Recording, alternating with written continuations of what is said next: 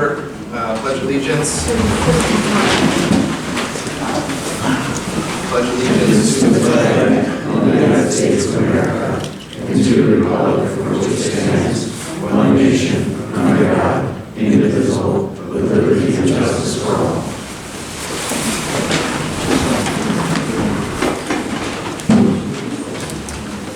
Roll call, please. Trustee Barbian. Present. Trustee Sal. Here. Trustee Unger. Here. Trustee Beckmeyer. Trustee McFall. Trustee Alette. President Zaborowski. Here, looking for approval of the minutes for the board meeting November 2nd and 16th, 2021.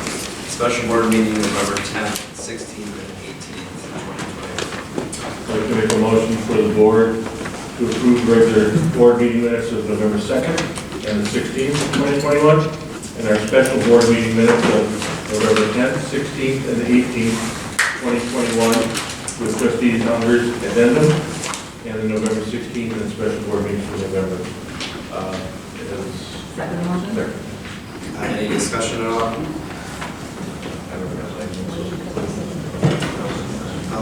Seeing none, I'll ask roll call, please. Trustee Barbian. Aye. Trustee Sal. Aye. Trustee Unger. Aye. Trustee Beckmeyer. Aye. Trustee McFall. Aye. Trustee Alette. Aye. President Zaborowski. Aye. We're going to open up for the public hearing. Whenever it is most practical for the board and persons interested in public hearing items, the board will act on a public hearing immediately following the conduct of the public hearings rather than later on the agenda. Specifically, discussion, necessary action to amend section 17.03 and 17.04 of the village zoning code to permit fences within the front yard of residential districts PC 21-08, number 2106. We will open this up for public hearing.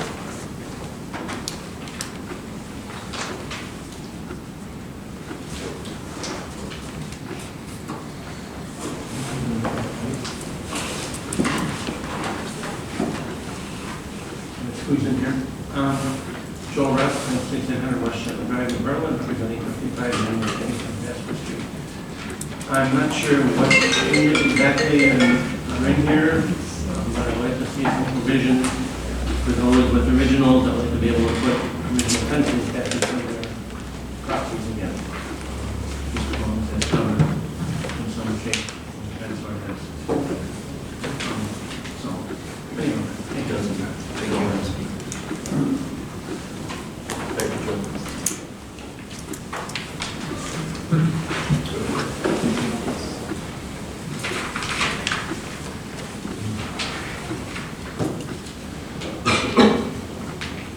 My name is Ted Manella, and I represent the Greendale Historical Society, and we support the proposed amendments of the zoning code and design elements that's here 1703 and 1704 for decorative fences in the front yard of the Greendale original.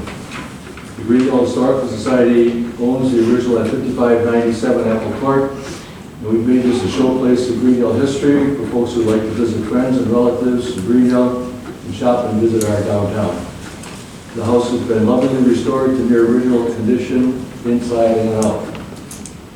The Society and our volunteers have been mindful of retaining and restoring details of the exterior, including the repair of the original roof on the house itself and the clay tiles on the utility room as well. By the way, thanks to the DPW, Rob and Rod, for maintaining those tiles for probably the last 20 years that we could use them. At the front of the house, we've also installed an original ash can that held coal ashes from the furnace. It's a great reminder for people when they see it of how things were in the 1930s, cleaning out their coal furnace. One of the last details of this restoration is the white picket fence at the utility room entrance. Nearly all Greendale originals had a white picket fence in front. We ask that you approve the amendments tonight to help us complete the faithful restoration of this house on Apple Court.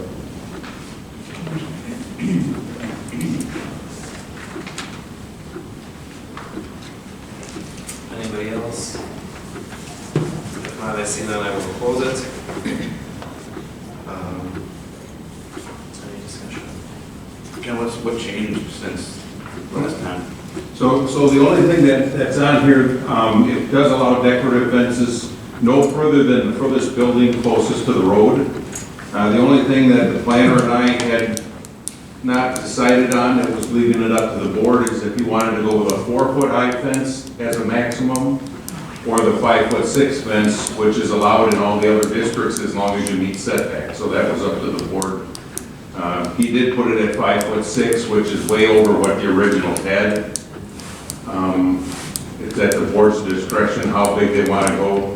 It does have to be a wood look type of fence. We're not going to limit it to wood fences. And it has to be a picket style. Any other kind of fence will have to come back to the Village Plan Commission for approval if they want to put them within that 25-foot setback. Since we've discussed this at multiple meetings, with that clarification, I'm going to make a motion to amend section 17.03 and 17.04 as of the village ordinance and amend section 16 of the design guidelines as presented with one change that we reduced from 5'6" to 4 feet on the height limit. I'll second the motion. Any discussion? Trustee Barbie? A couple things, I just wanted for discussion, at least that 4 feet to me is still kind of high. Pictures that I saw, the originals, I don't think they're quite that high. I guess they don't care, but I'm just trying to, What were the heights of, if you had to guess? you always look at pictures like, yeah, 12, I don't know. So 4 foot? The top of the picket, yeah, I don't know. Okay. 4 feet, okay. Those are standard pickets that you can buy too. So I mean, other than buying 4-foot pickets and cutting them down to 36 inches and then throwing a foot away into the landfill, I mean. The other thing I just would like to mention, just for discussion, some of these fences, if they're going up, depending upon which original you're with, will be closer to the right of way. Should plows ever come through, should anything on the sidewalk, any damage to the fence, the village will not be responsible for. I think it has to be. I think that's in there, right? I didn't see it.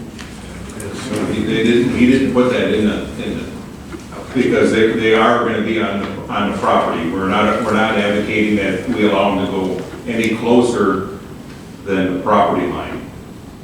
I know some people have asked for that, but then that's in the village right away, and now you're responsible could be responsible for insurance or anything.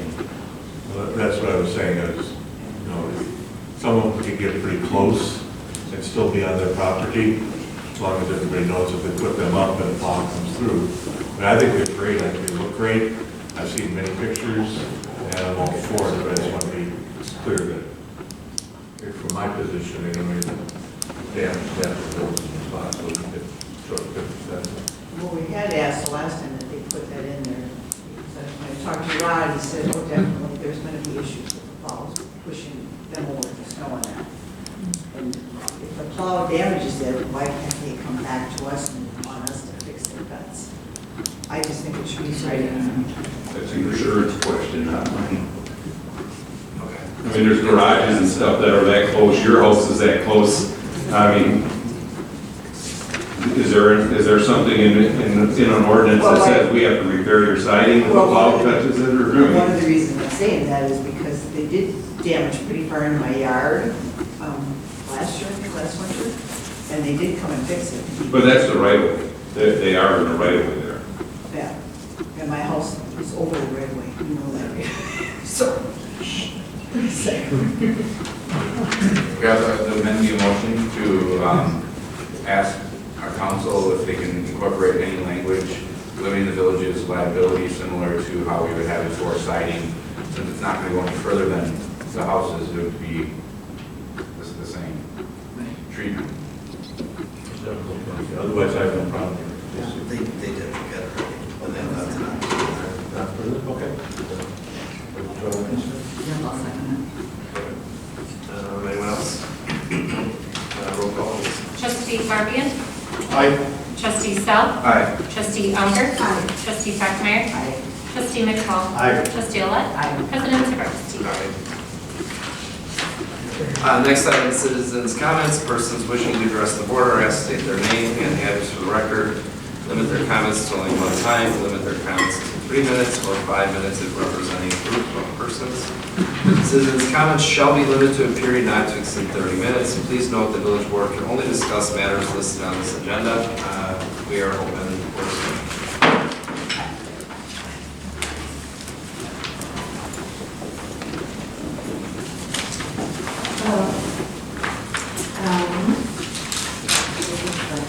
My name is Carrie Wong, I live on Beaver Court. Thank you for allowing me to speak, and thank you for serving on the board. I just wanted to briefly make a comment regarding the leading up to the October 25th incident. And I just wanted to say that obviously the world is full of very different views. Some people don't trust the media. They say you can't believe everything you hear. And some people don't trust the World Health Organization, CDC. They don't believe in wearing masks or getting vaccines. And then some people don't trust the police, and they need extra, I guess, transparency when an incident does happen. And all of these things are valid, and all of these things are real to the people that believe them. And I think that we all have to be respected for our views, and I think that there wasn't one single person or group that was responsible for the events that culminated into the chaos of the school board meeting.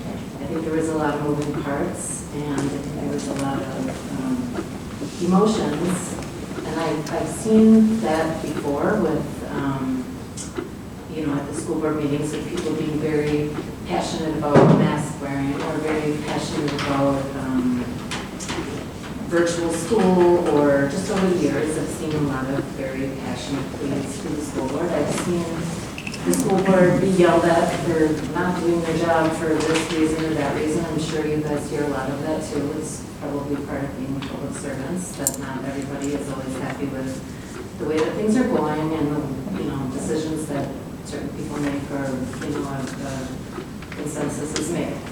But I guess I'm here though because I just don't think that, like I said, that the one group was responsible for what took place, and I don't think that equity groups in general in this village should be banned from participating in things, especially when they've done so much good. I mean, from just a few years ago to now with the Welcoming Diversity Group, with Paige's involvement with the Welcoming Diversity Group, I think that there have been some really great changes at the school district. My son has gone in from kindergarten, he's now in 8th grade, and I see it. I see the equity work. I don't think that some of the poor decisions that were made surrounding equity in the past would happen anymore now if the same incident was to occur. So, it's small changes, but things are changing and moving forward, and I think for us as a village to take a step back. So I wish that we would reconsider allowing Paige to work with the communities. Thank you. Thank you for your comments. Thank you.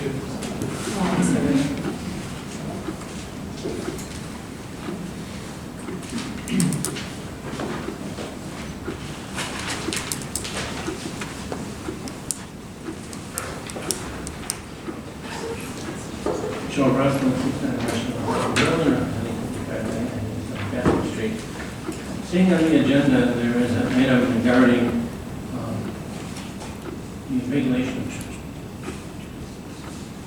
tourist homes. I hope that would be evenly applied to all tourist homes, because the Historical Society has one where they have had to tax-free, and they are also were excluded from paying some of the permits that are needed for it. That to me is not fair to those who run legit tourist homes. So I'd like to see, especially now since the Historical Society says they got the house paid off, if they're going to be running a business out there as a tourist home, they should be paying taxes as such on it. And also perhaps paint the space in visitor center that they use, in order to have a deck of the tourist house. I'll see some discussion of bike path, we know, and I'm okay with that. Thank you.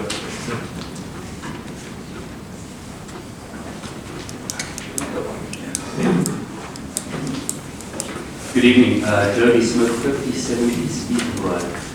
It's also in connection with the tourist homes. The last time I was at this board, I think I was one of the first people to start an Airbnb in the area. And I just wanted to give the board some feedback as to how well it's gone. This year was a phenomenal year because what we're getting back, and this is really from Airbnb data, is a lot of people, because of COVID, did not want to stay in hotels. They didn't want to be as confined, so that they enjoyed living in a home. If you go through my guest books, I actually have guest books in both the locations. A lot of the comments are they love the downtown area. So people were saying that this is a really well-kept secret, and they actually go to the downtown area and they say they shop there. So we do bring some stimulation of the economy in the area. In all the time I've been doing this, I have never had a serious incident, never had to involve the police. So we always screen our guests really well, and so does Airbnb. So we've never really had incidents, never had a problem. To be honest, if we are having problems, I wouldn't have any fun with it. So just want to reiterate, Greendale needs a place for people to stay, and we don't have a hotel in the area. Many of my guests, and this was actually my business plan, are actually guests that have family in the area. So we actually have a service to the community because some of the regions, for example, are too small, and families are really staying in the Airbnbs instead. I believe that there is an idea, the board is thinking of looking at what other districts and other areas are doing in regards to limiting Airbnbs. Yes, there are a lot of instances of that, and that's really focused on communities where there are party houses. So, for example, if we were in Lake Geneva, I think a lot of us would like, hey, let's go and get a house, let's party it up, and we split the cost. Greendale isn't like that. The guests that I'm getting are generally older, or they are the children of people that are more elderly in the area. Very more conservative, certainly no parties going on. And my policy is anyway, no parties allowed. And that's the way I keep my neighbors happy. And and I've always said this, if they're unhappy, I'm going to be unhappy. If it's no fun, we're going to shut it down. So I do want to just give that input as far as the Airbnb is concerned. Thank you so much. Thank you.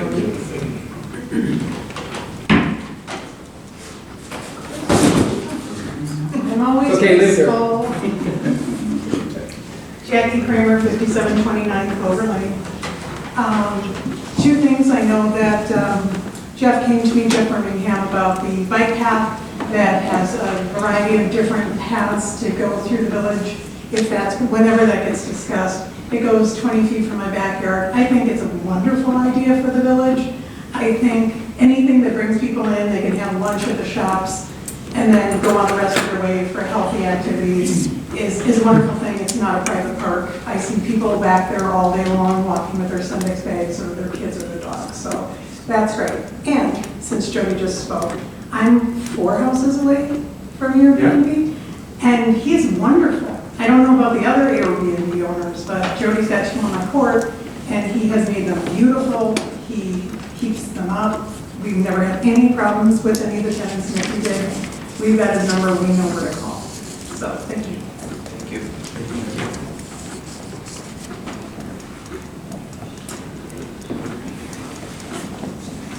Anybody else?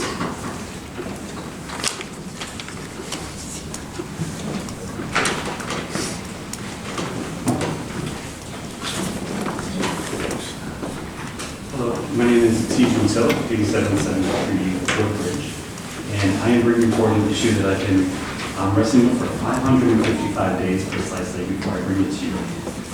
On June 1st, 2020, in the aftermath of the murder of George Floyd, I came across an article that had 5 dozen things white people can do to advance the cause of social justice.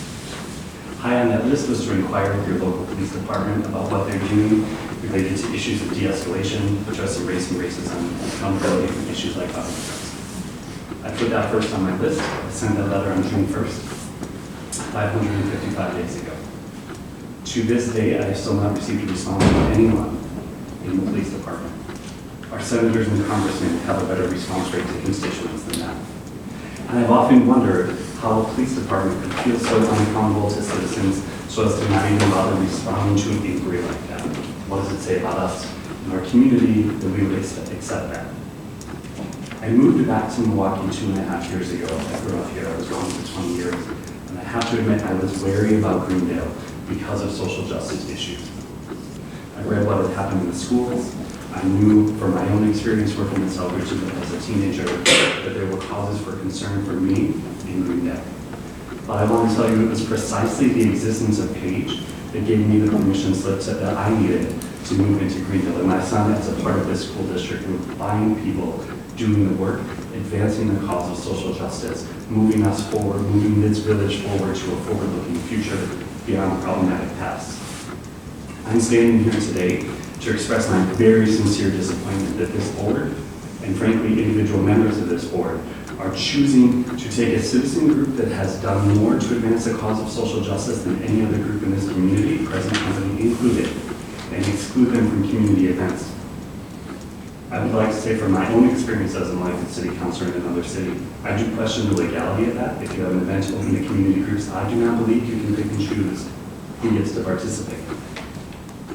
What I have perceived from the discussion and the political dialogue on this topic is that there's a worry that allowing Paige into community events lends some credibility that we would not want to give to Paige. I'm just here saying, at least for me, you've got it backwards.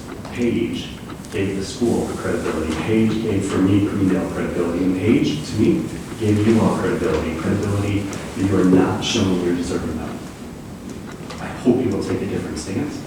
And I hope you really thought through the legal questions involved. But it makes me understand why the police in this village would feel so unaccountable to citizens. Because the board that oversees them also feels it's appropriate and that you're comfortable shutting down citizens you disagree with. Thank you.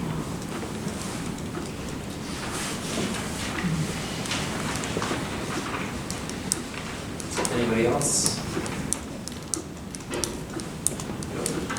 All right, seeing none, I will close it. Moving on, standing committee reports, trustee Darby. Thank you, President Zabrowski. Several items on the Finance Committee's agenda for tonight. The first one is the B's, Creative Art Spaces, to get a Class B fermented malt license. That they're recommending to on the second floor of South Wall to 1700. The Finance Committee is recommending the board approve this Class B fermented malt beverage malt license for B Brands Creative Art Space.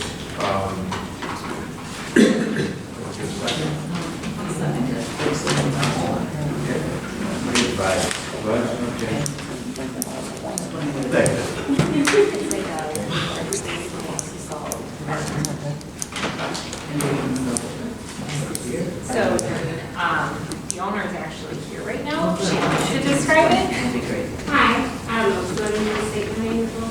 No. Yeah, awesome. We are like a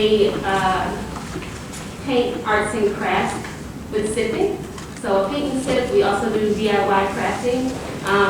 We have a similar location in Milwaukee. This would just be like a second location with less beverage. Did that answer your question? Is it sort of closed parties, or is it people can come in and You can sign up ahead of time on our website, or you can walk in, and we do have smaller groups of like 10 to 15 for like a private session. So just beer and wine? it's It's just malt, it's just fermented, we won't have wine, but we'll have something for you to enjoy. Can you do that at big and new beer, can they do like, oh, yeah, kind of drink? Yes, because it falls underneath the malt beverage license requirements. As a group. Trustee Lewis? Bartender license for that, and training? I do have a bartender's license. In order to have the malt beverage license, you do have to take the bartender's license per the state. Good question. Any other questions? See none, so could I have a motion to vote, please? I move to approve the original alcohol beverage retail license as listed in the Finance Committee report. Roll call, please. Trustee Barfian. Aye.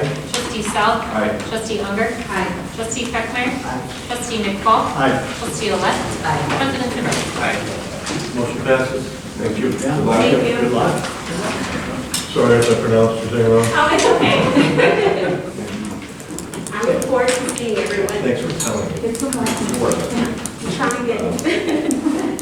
Next item on our list, and give some information from Manager Michael Decker, but the Finance Committee moves to approve the resolution authorizing the issuance of $3,885,000 in taxable general obligation promissory notes and the issuance and sale of $3,855,000 taxable notes, anticipation notes in the anticipated thereof. Can you give a little background on that? Yeah, what I'm going to do is I've got David Ferris and Elders, our financial advisors. Good evening. My name is Dave Ferris. I'm a senior municipal advisor for Elders. I've actually been in front of your governing body a couple of times a few years ago when we did financing back in 2018. So this is my first time that I've been in front of you.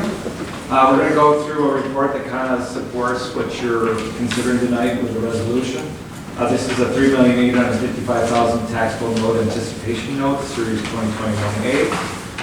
And on page 1 of the summary, what this note is being issued for is to reimburse the village for the land acquisition that you did in July for the Boston store, plus also pay for some carrying costs that may incur in the future related to that property.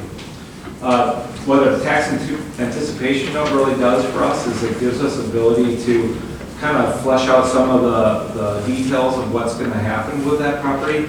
There's some discussions with developers, how it might get paid back, when it might get paid back, and some of the costs that we're not sure of how much it's going to be. It kind of gives us a little bit of time to accumulate those costs, and it doesn't start the general obligation clock. So when you take out a general obligation loan, you have 20 years to pay for it. This note anticipation note reserves some of that capacity of your general obligation, but it doesn't start the clock ticking as far as the repayment.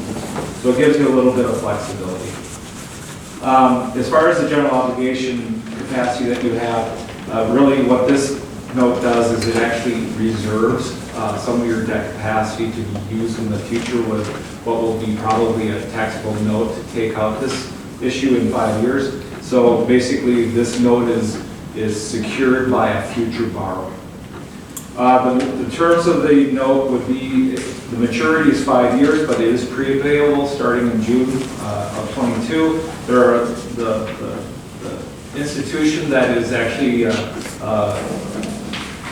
the one that we're recommending to you actually has a little more flexibility as far as the prepayment. There is a little bit of a cost at the beginning, but after you get to a certain point, it's prepayable at any point. But they were giving a little bit more of a upfront ability to prepay if we want to, whereas the other person or other municipal or institution that bid on this did not give that flexibility.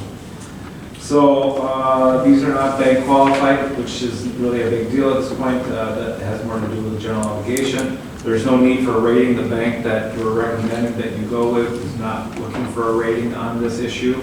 The reason that we're recommending this is, like I said, it delays the long-term financing as far as the clock on the general obligation, and it also allows you to accumulate those final project costs.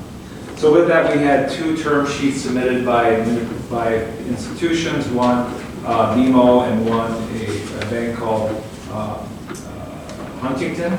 Huntington, I believe both are now local banks. Huntington purchased, and I can't remember the name of the bank offhand.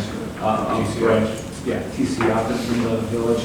And so you have another local bank in town that may be willing to work with you on your local finance or your local checking and stuff. So they actually came through with a pretty good rate. They had a better rate, they had more flexibility on the prepayment, and they also had lower cost of issuance.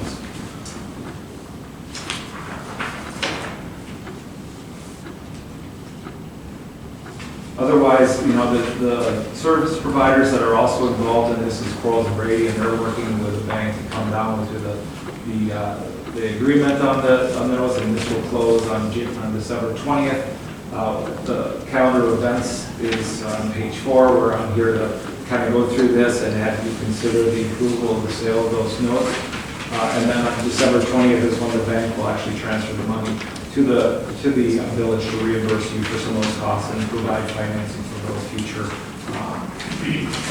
carrying costs. So, there's some schedules in here that shows the repayment. It's interest only until that maturity, although like I said, it is prepayable. But I'm happy to answer any questions that you have about this financing. Excuse me, out of the 3855, how much is for cam charges? Even about 400,000. 400,000. So potentially, we won't. In the best case scenario, we might not need to. Yeah, best case, we won't. Okay. But we got to plan for the worst case. Yes. That's all. Other questions for Trustee-elect? Might have said this already, but is it in here that there's no repayment penalty? So starting on June 1st of 22, you can start to prepay, and there is actually a cost to prepay at that point. But typically, they don't give prepayment ability until about 2 years or 3 years down the road when you're doing a 5-year. So they were actually giving a prepay ability that the other bank was not. So as of June of 2022, we could prepay? Or Yeah, and so not until then? what they charge you is basically it'll be about $30,000 if you actually prepay at that point. And then that actually goes down the next June to, I think it would be more like 10,000 or three, trying to think what it was. 101% of the maturity, so I don't have it in my head, but, so that's about, I don't have it in my head right now. There was no But, and then after we get to the next year, it's actually pretty payable without penalty at all. That's not interesting to it. Well, and the thing is that depending on what happens with your agreement, the payment period for the land is over a 25-year period. So this actually buys us that 5 extra years that the term that was being discussed is looking at. Answer, Michael? That does match the draft of the development agreement, the timing. Okay. Yeah. Question answered, Trustee-elect? Yes, thank you. Awesome. I have a motion, I have a second. I see no other questions in regards to this. Again, this is to repay the losses, or I would ask for a roll call, please. Trustee Barbian? Aye. Trustee Sell? Aye. Trustee Unger? Aye. Trustee Peckman? Aye. Trustee McFall? Aye. Trustee Alette? Aye. President Zabrowski? Aye. Motion passes. Thank you so much for your presentation. Thank you. Appreciate it. Next item on the Finance Committee is the Finance Committee's internal audit review of bills presented for payment. As I state all the time, we rotate among the trustees to randomly pick checks, ACH, and P cards from the items submitted for this month. Randomly ask for details to be pulled, make sure everything looks very good.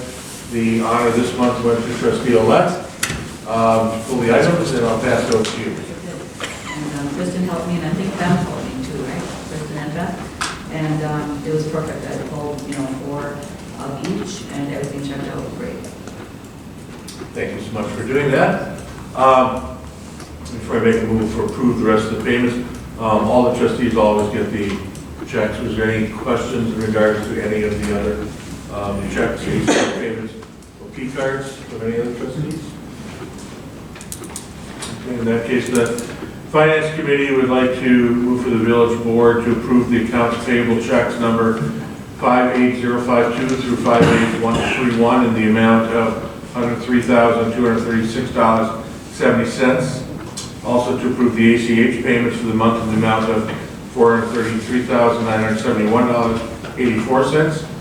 And the key card purchases for the month in the amount of $92,238.50 for a total asking for approval this month of $629,447.12.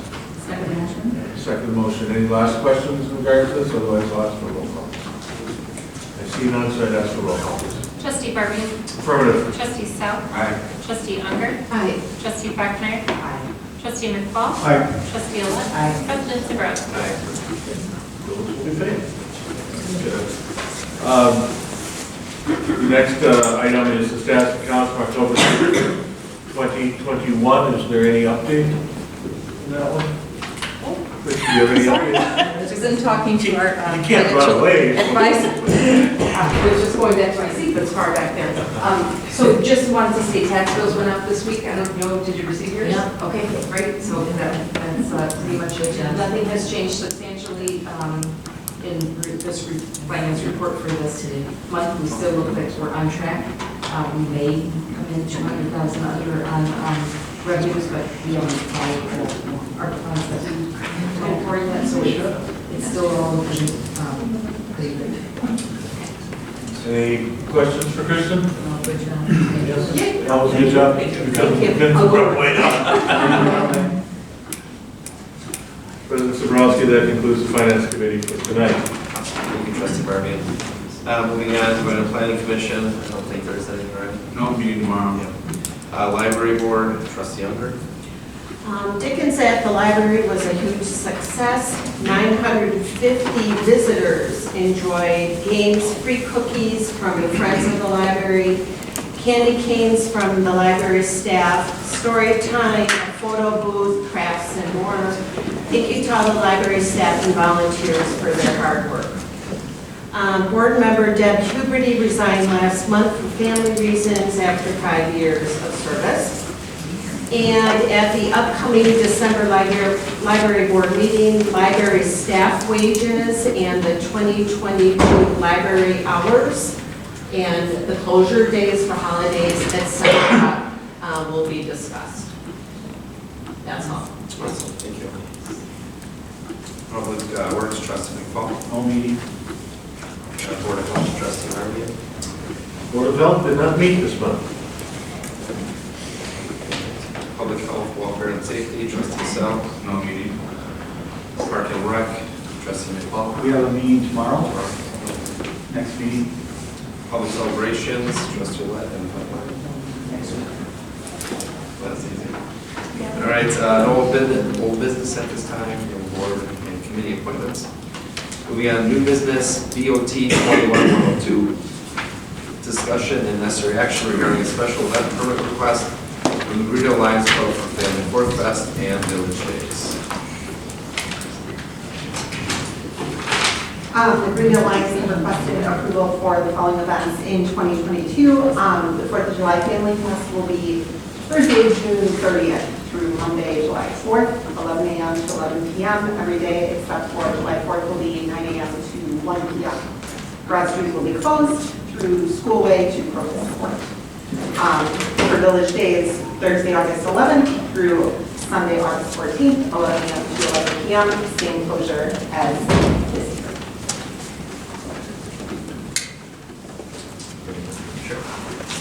I'd like to make a motion to the board to approve the special event permit application for the Greenville Lions Club for the 2022 Family Fourth Fest and Village Days as presented by Kristen. Second motion. Any other discussion? Let's roll call, please. Trustee Barbian. Aye. Trustee Sell.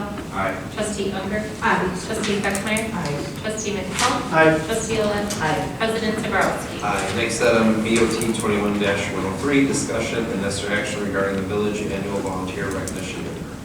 This year, I thought we could do something fun and different, and I'm requesting approval for the Village of Greenville's Volunteer Appreciation Dinner to be at J&J Contractors on Friday, January 14th, in 2022, with more of a open house style atmosphere consisting of more heavy appetizers, like a Taste of Greenville type of thing, with all of the restaurants, along with J&J's sponsorship of the bar. This would be something just kind of fun and different to show the volunteers and staff how much the village and the village president appreciate all that is done for the community. Awards will be presented as in previous years at a scheduled time. Any discussion? I'd like to make a motion for the board to approve BO2 21-103, to approve the village's volunteer recognition event to be held at J&J Contractors as presented by Kristen. I'll second. Any discussion? Trustee Barbie? I'd like to just say, I think this is one of the neatest things that we do as a village and have done for many, many years. Nothing gets done in this village without volunteers. We don't have enough manpower and staff to put together the events that we do, that everyone comes down to. The volunteers are the ones that make it happen. They're the engine that drives the whole vehicle forward. And once a year, everybody on the board wants to, and the staff wants to thank the people that help out. And also, hopefully, other people will volunteer in the future years, because we're always short of people. And if you continue to volunteer, it makes it get better and better. I just wanted to say that before. Anybody else? Agree? I agree, and thank you. It just sounds like a lot of fun, this new plan. Yeah, it sounds really I've great. been volunteering about 25 years, I've never gone to this, but I think I'll go this year. Very fun. Hopefully we'll do the best one. I think that we're going to get more volunteers because they'll want to come to it. Yeah. That's why I heard that. Perfect. That's for roll call, please. Trustee Barbie? Affirmative. Trustee Sell? Aye. Trustee Unger? Hi. Trustee Buckmeyer? Aye. Trustee McFall? Aye. Trustee Ellis? Aye. President Zabrowski? Abstain. Thank you, Kristen. Thanks. BOT 21-104, discussion and necessary action on an ordinance regarding the village's polling places. Yes. All right. All right, so my recommendation is to use the high school upper gym awards 1, 2, 3, 4, 9, and 10, and Highland View Elementary School for 5, 6, 7, 8 to accommodate all of the voting with superior accessibility and for significant cost savings. Village of Greendale implemented central count ballot processing, absentee ballot processing in 2012. This means that rather than sending the absentee ballots to the polling locations to be processed, they are processed at Village Hall, and therefore do not take the time for the poll workers at the 5 polling locations.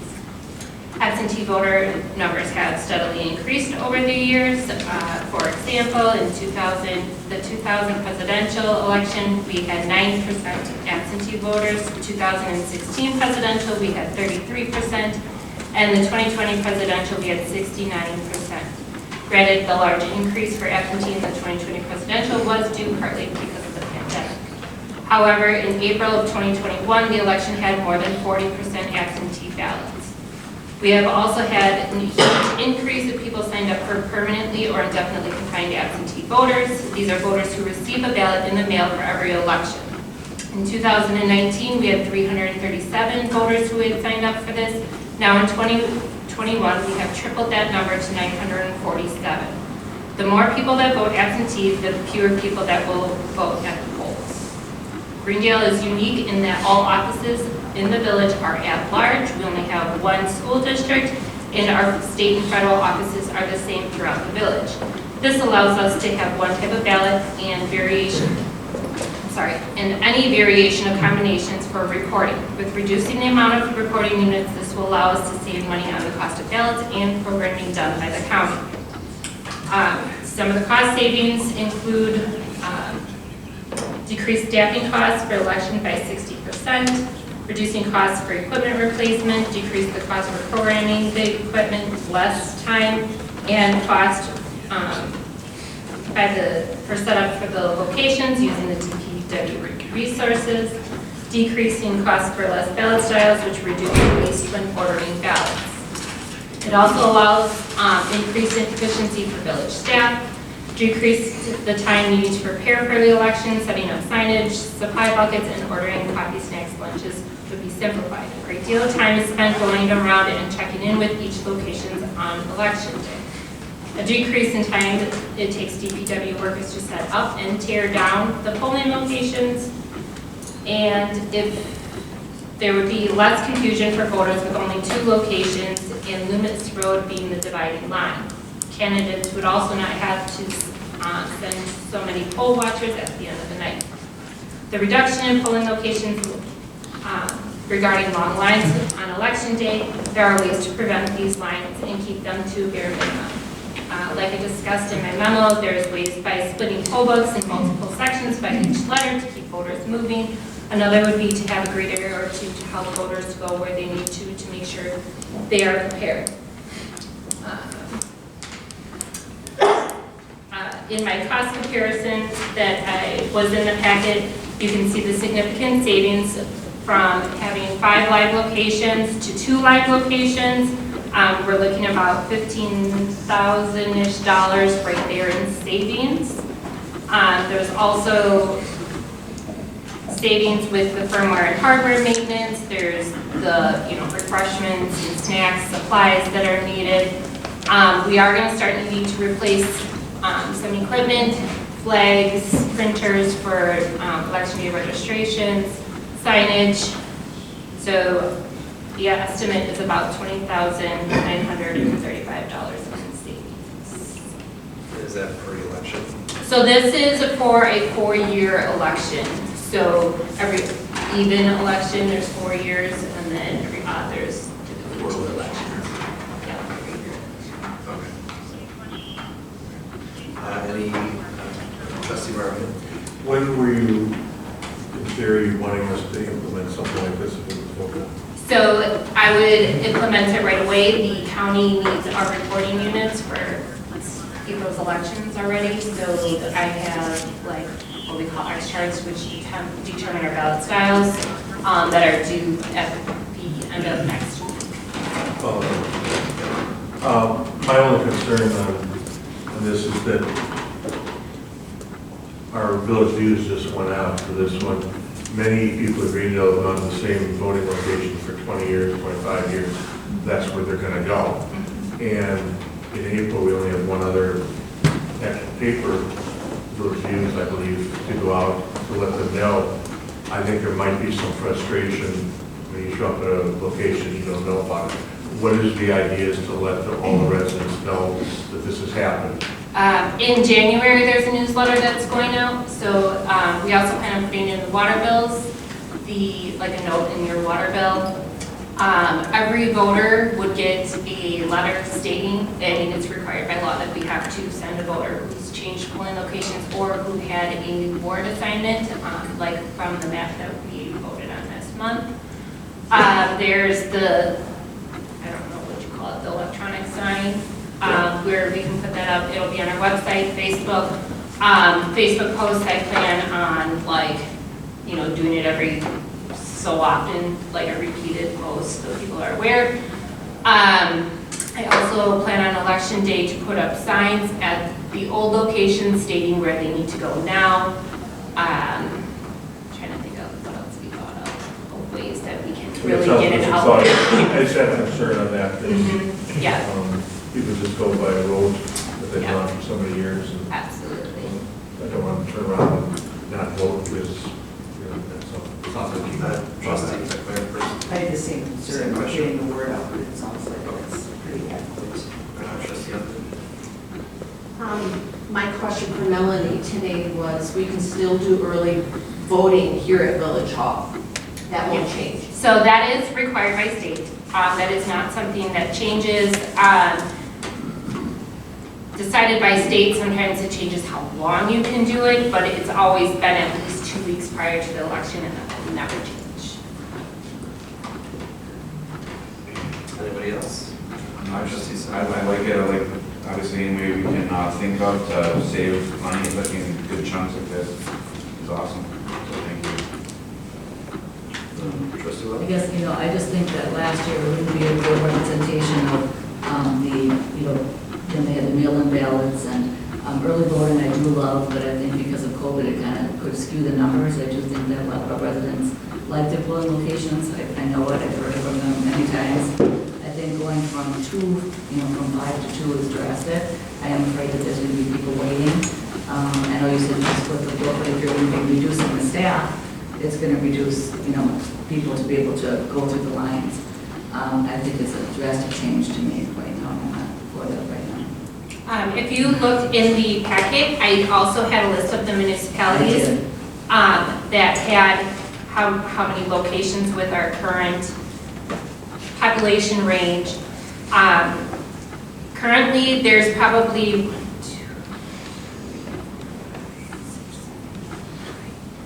9 that have 2 or less. We have 2 that have 3 polling locations, and then 1 that has 4.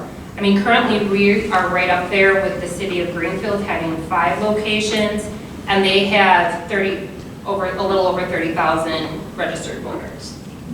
So I just don't want to have people wait. They're not used to waiting in line, and I think 3 would be better than 2.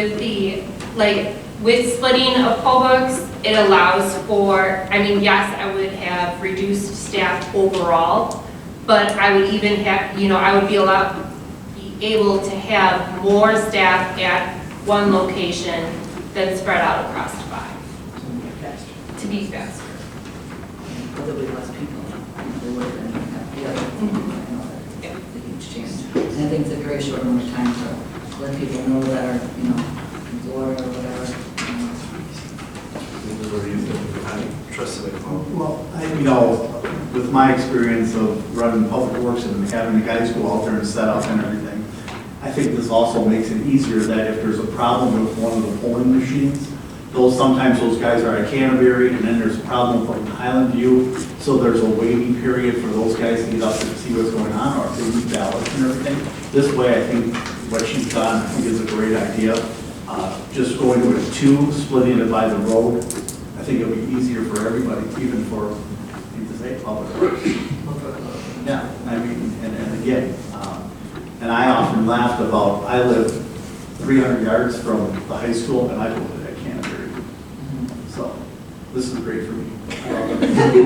Sorry? It's all fun. Yeah, it's all fun. Trustee Sal. I would just say, because we're changing the wards, if we're going to make a change, now's the time to do it. So we just get one notice rather than, sending one notice in January and then another one, and then after April, we decide, okay, yeah, we are going to do this. It's kind of like, we have to change some of the words anyways, and we're getting notices because of the map. One last question, I just kind of to piggyback on Trustee Olette's concern. Let's say we did this from in April, and I think there's a August primary this year, correct? And then the November. If a year cycle by, and let's just say there were a lot of resident complaints, I don't think there would, I have no idea. Is it would be massively difficult to add a third location back in, as Trustee Olette said, the following year, or would that create issues? So it can change, you can change it at any point you want to. So as the village board, you can decide you want to change the locations at any point in time. I do have certain deadlines with each election, but at any point in time, I don't want you to feel like it has to stay this way. The one thing I do have to say about adding a third location is Loomis is such a nice dividing line, and anybody can know where they vote. So, you have residents that come up to you and ask, you know what, I don't know where my polling location. Then you send them to me, and then, I relay back to you or relay back to the resident telling them where they vote. This, they'll ask you, where do I vote? You would say, well, do you live east or west of Loomis Road? And that's the defining factor right there. Anybody, police department, DPW, anybody can tell these people where they vote, tell residents where they vote. Trustee Sal. I want to make a motion to approve the ordinance amending section 1.51 of the village ordinance regarding polling places as presented. I'll second. Second, okay. Kristen, did you have something? I just want to make the comment as the former clerk and still working in this office, that, and she just made the point right now, but our office is so excited to be able to say currently with our locations that we have, if someone says they live on College Avenue, you have to flip over this thing and look, okay, if they live in this street to this number, they vote here, if they this number to this number. This is just beautiful, and truly, you could help. Our DPW, somebody at the dump could say, okay, which side of Loomis do you live on? And the whole village could be able to help, including you guys, to tell people where they would vote. So that's exciting to our office. Awesome, thank you, appreciate it. Your permanent absentee ballots, you mail out, do we vet those somehow, or people die, or whatever? So, yeah, if they don't return a ballot at a general election, they come off the list. Also, if somebody passes away, we also have, it's run like twice a month, I believe. It's called,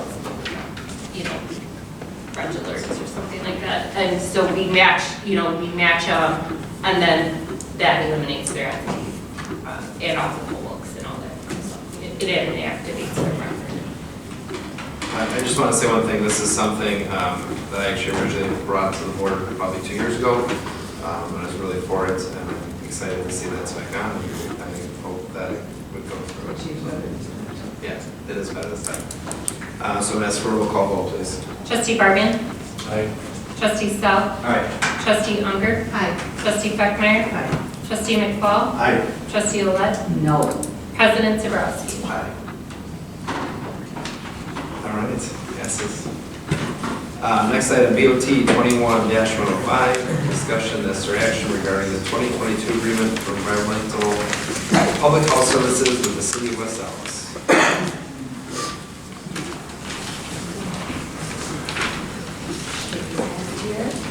Hi.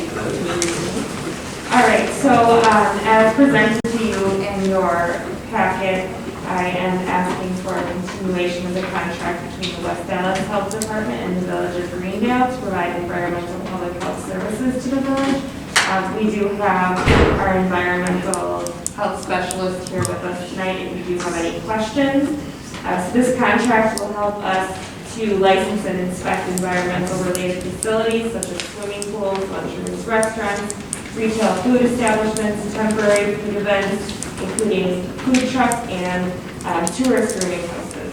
In addition, the environmental health specialist provides other environmental health services related to human health hazards. And were there any questions? My only question was on the price increase. It says a monthly increase of $312 per year. So is it an increase of $312 a month or $312 per year? So it is actually a monthly increase of $312. So then the total on the back there is $1,347 per month. Did they base that increase just on the volume from last year or something, or what? What did they base that on? So I'm actually going to ask Peter to come on up here and help me explain that. In basic, it's just what I would consider a cost of living advance or increase compared to workload and or administrative costs associated with the program. So The actual person.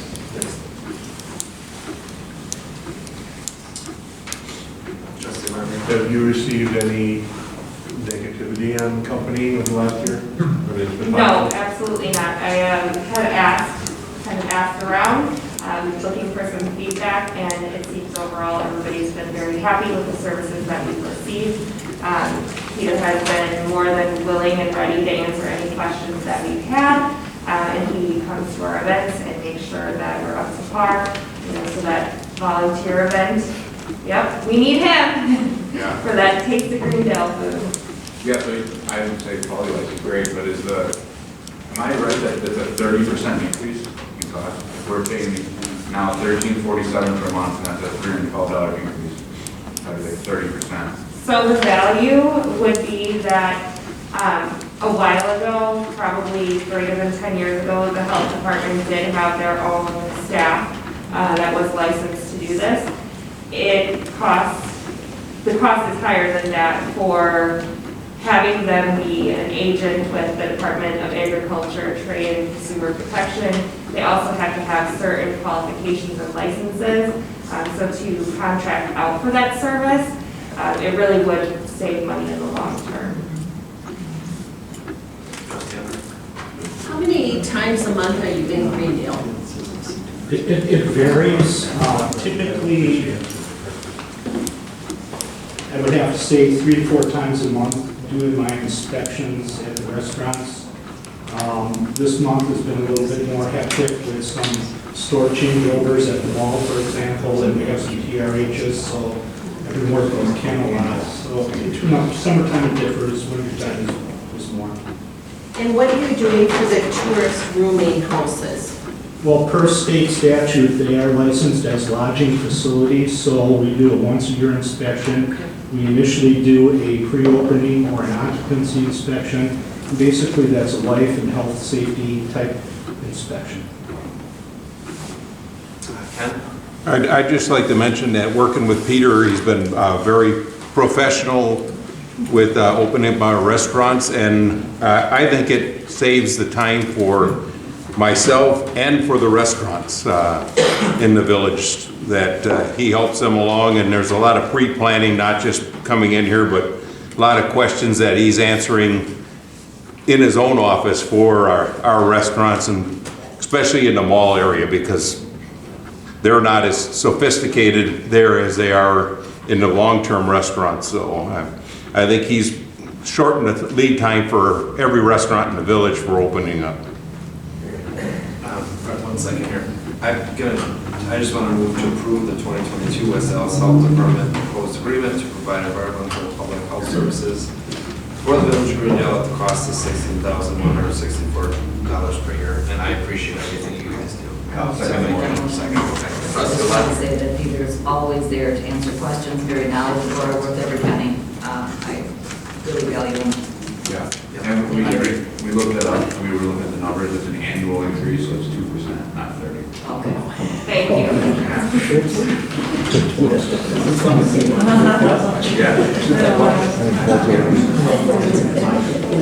Any other discussion? No, last roll call. Trustee Harvey? Aye. Trustee South? Aye. Trustee Unger? Aye. Trustee Beckmeyer? Aye. Trustee McFall? Aye. Trustee Lett? Aye. President Zabrowski? Aye. Next item, B, thank you. Thank you. Appreciate it. Thank you also, Peter. Thank you for the update. Thank you. Discussion necessary action regarding IT services agreement with the Greendale School District, DOT 21106. Manager Michaels. During the budget process, it was mentioned, I would exchange of a 5-year agreement. So what you have is listed drafting agreement. Essentially, everything in red is what's changed, very little. We did include language due to loss of an employee. I think we've all become, I know staff certainly become very comfortable with working with Ryan Jonas, again, his management skills for those people, and if he was lost, we would want to reconsider possibly, depending on who they would hire, whether we had concern with performance. Basically, increases by cost of living, sort of price index, so that's fair on both sides. Trustee Sell. Yeah, it's a great agreement, well done, I think it's nice, and honestly, when we first entered into this, I was a little skeptical, but having worked with Ryan and Ryan's presentation he gave us a few weeks ago, I mean, this is vital to us, so it's awesome. And I would move to approve the IT services agreement with the Greendale School District from July 1, 2022 through June 30th, 2027. I'll second. The only question I have is the same thing you said. It's been wonderful. Love working with Ryan. Lots of clauses in there. Should he leave, I want to be involved before we move forward. It was there. So I think it's great. Awesome. Trustee I'm not comfortable approving this the way it was presented because we did not get Exhibits A or Exhibits B. So The fringe benefits and any retirement severance costs, that wasn't attached. And Exhibit B wasn't attached either. A portion of the budget or plan of operation. We can attach that and bring it back next week. I'd like to see it. Yeah, no problem. It really should have been. The listing of itemized costs. That's not an addition though to the agreement now, right? That's the same as what We say that we have. Do you still want to see it even though it's the same thing? I've never seen it. I would suggest it. Okay. I would suggest it. I didn't know it was in that. Okay, can we withdraw the motion and we'll just table it? You don't have to come to the next one. You live far away. I'd like to make a motion. Does anyone have any questions? Because I really don't want him to have to come to the next one that you can think of. No, I think it's a great job. Okay. Well, Thank you, everyone. Thank you so much. Appreciate it. Then we'll just ask them to put it on the next agenda. Vote on it. Oh, you did already. Oh. No table is different. Yeah, I just want to. Because then you have to have a vote, verbal vote, to get it off the table. Just a parliamentary. We just want to put it on the next agenda. Okay, so I'd like to table it for tonight and put it on the agenda for the 21st. Including the exhibits. But then you have to just, then you have to vote to take it off the table next meeting. So don't table it. Just don't table it. It's just on the next agenda. All right. So just no action. If you're for it, I'll get on the table. All right.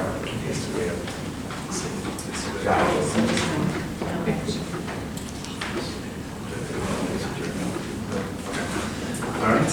Moving on, BOT 21-107, discussion and necessary action regarding a proposal to add bike paths throughout the village. Manager Michaels. I've got a, Jeff had asked this. We received in the packet a memo from the village engineer, asked him, to give his opinion and expertise on this, and members from this firm who've done ads like this, and grants like this, because I really had no experience with it, other than what I could learn looking up, the state's website, rules for paths and things like that. So I had asked him to, estimate and give some input. He said he's offering the following. Conceptual idea of the project would be to create and upgrade 10-foot wide asphalt pathway routed through the village and near downtown business district for bicycle and pedestrian users. Rules path would primarily utilize existing sidewalks and pathway routes with some new path segments.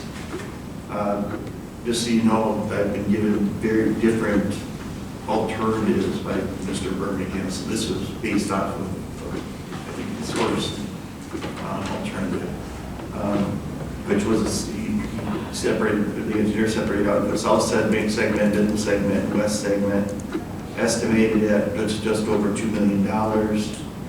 And we would have to acquire some right of way. He's talking, then he talks about grant programs available. The main one is it's called the TAP program, Transportation Alternative Program. Structure committee will assess the following criteria for these grants. Project is included in an adopted bicycle pedestrian / SRTS or another local comprehensive plan, which we do not have right now. Project addresses specific concerns identified through previous long-range planning efforts, which we haven't done to this date. Project improves, maximizes transportation investment, example coordination with other projects, which enhance existing improvements. Project integrates with initiative, public health, economic development, etc. We are doing the path on Grange, so I think part of that, this would attach to the path on Grange, west of 76th Street. For infrastructure projects, project activities like design, real estate, utility, rail, environmental investigation, rail environmental have to be completed. or initially in advance of the application. Applicant documents submitted a commitment to your facility maintenance. The application is about 13 pages long, and it is due for this cycle, the current cycle, January 28th to 22. In his opinion, if the village desires to purchase multi-use path project, the following sequence of project steps should be considered. In the year 2022, the village would need to prepare and adopt village planning documents that designate various bicycle and pedestrian facilities within the village, both existing and planned routes and facilities.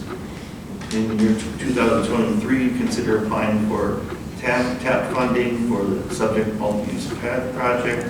Project application should consider the following project timeline and funding. Plan for the design work in year 2024 to be funded 100% by the village. Plan for path right-of-way and easement work in year 2025 to be funded 100% by the village. And plan for path construction and construction administration in the year 2026 to be 80% state and federal funded and 20% village funded. With proper planning, he feels that an embracing of an approved bicycle pedestrian facilities in the village of Greenville, the village will have a good chance of securing the available state and federal funding in the coming years for projects like this. And then he included what it would take to kind of do it. Let's scroll down, Sarah.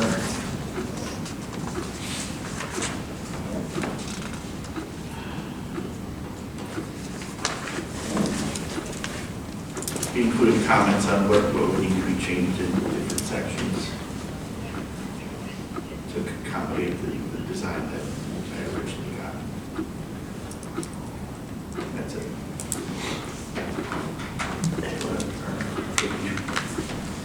Hi. Good, how are you? Good.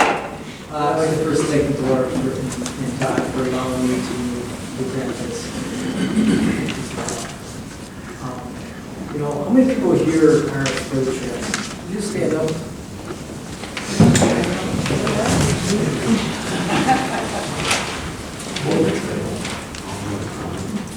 Thank you. And then I also have my board group, that's part of the group on this. Dave is one of them. Dave is an expert on trails. He's been here for, okay, why don't you explain it? I have about 40 years of consulting experience, having designed and developed and engineered and grant funded about 50 miles of trails in southeastern Wisconsin, both public agency and private consulting. He's on our committee. I was raised in 1957. So, then I have some committee people, Greg and Mark, they're on the committee.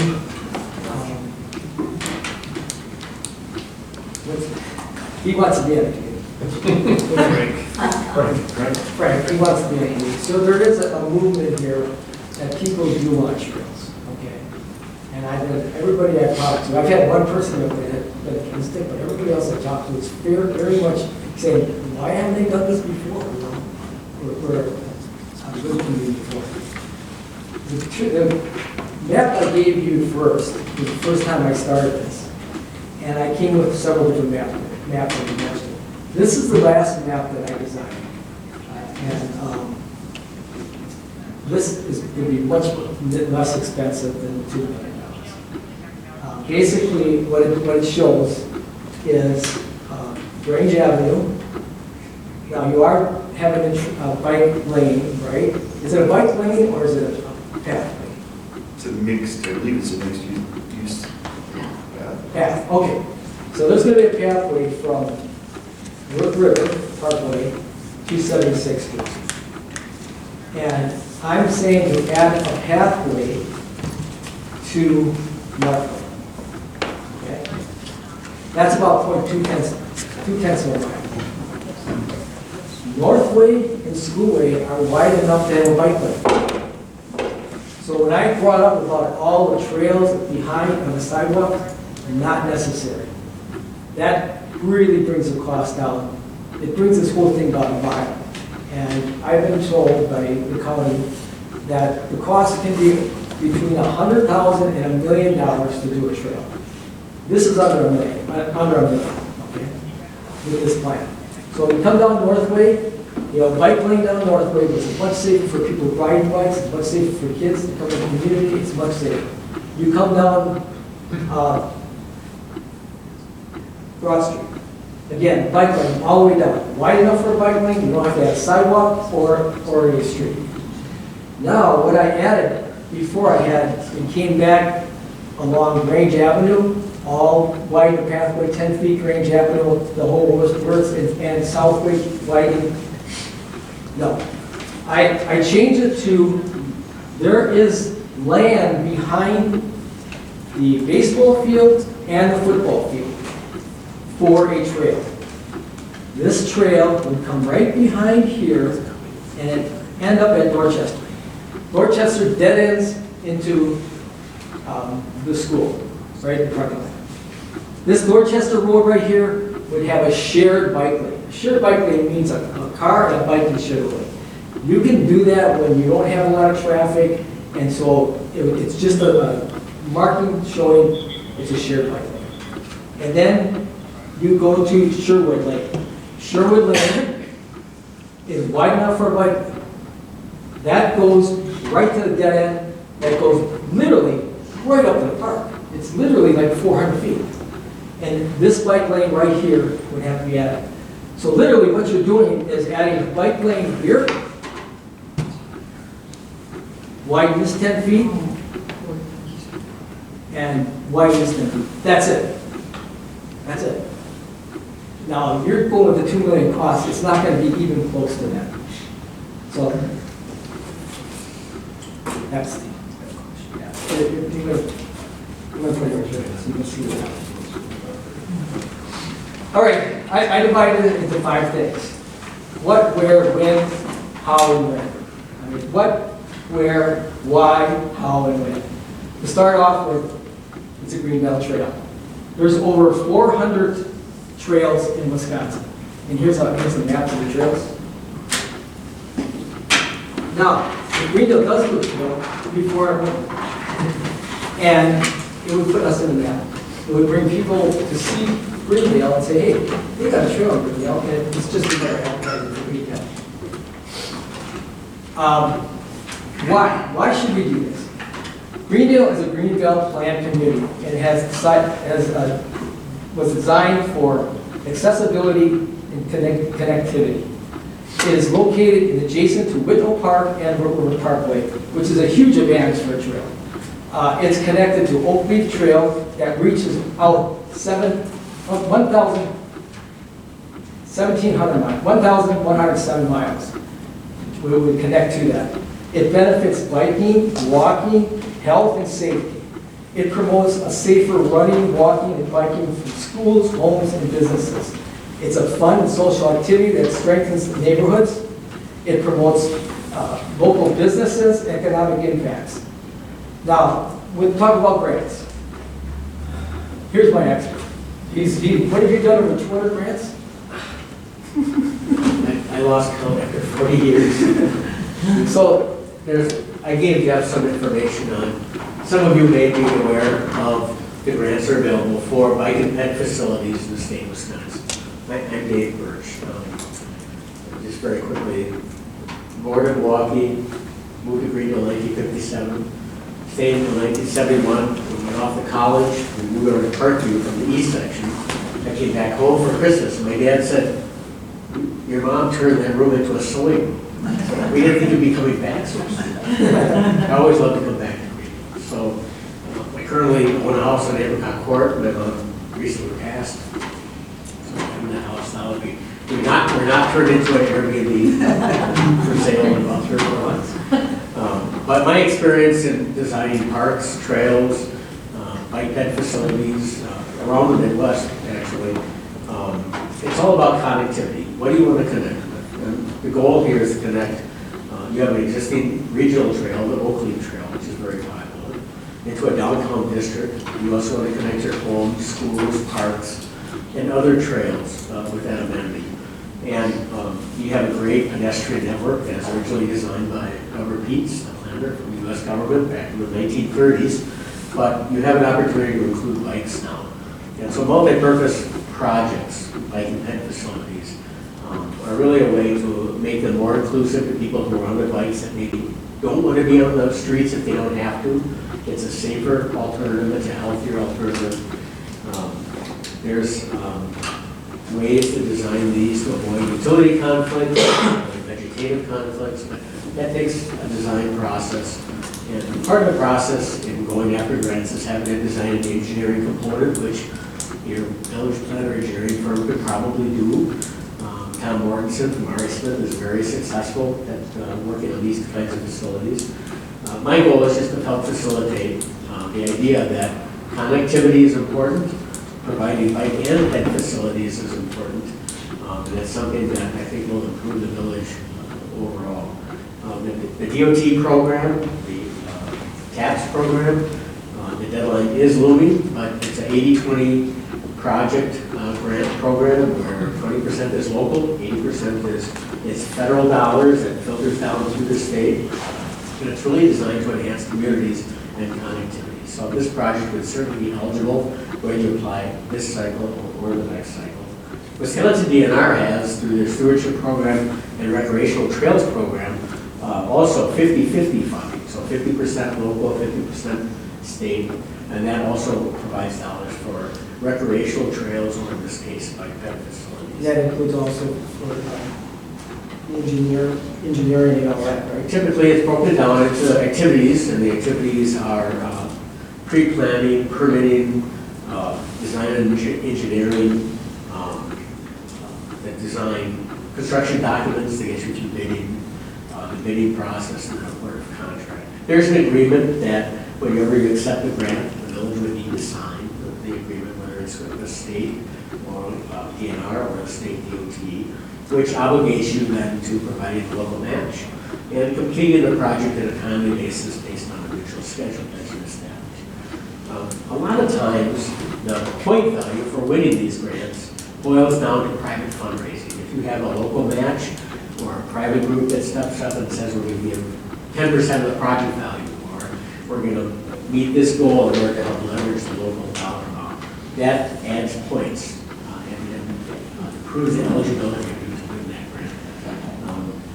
I think that the process is pretty well known. If you haven't gone through it before, I can help you as a volunteer. This is not a consulting job or paid things. It's just to help the village out in this process. But if I can do anything to help along the way, Jeff goes outreach. Appreciate that, Dave. I appreciate, yeah, like you said, a lot of experience. He can help with grant writing, he can help with the engineer and the plan. So he gives his free offer to this.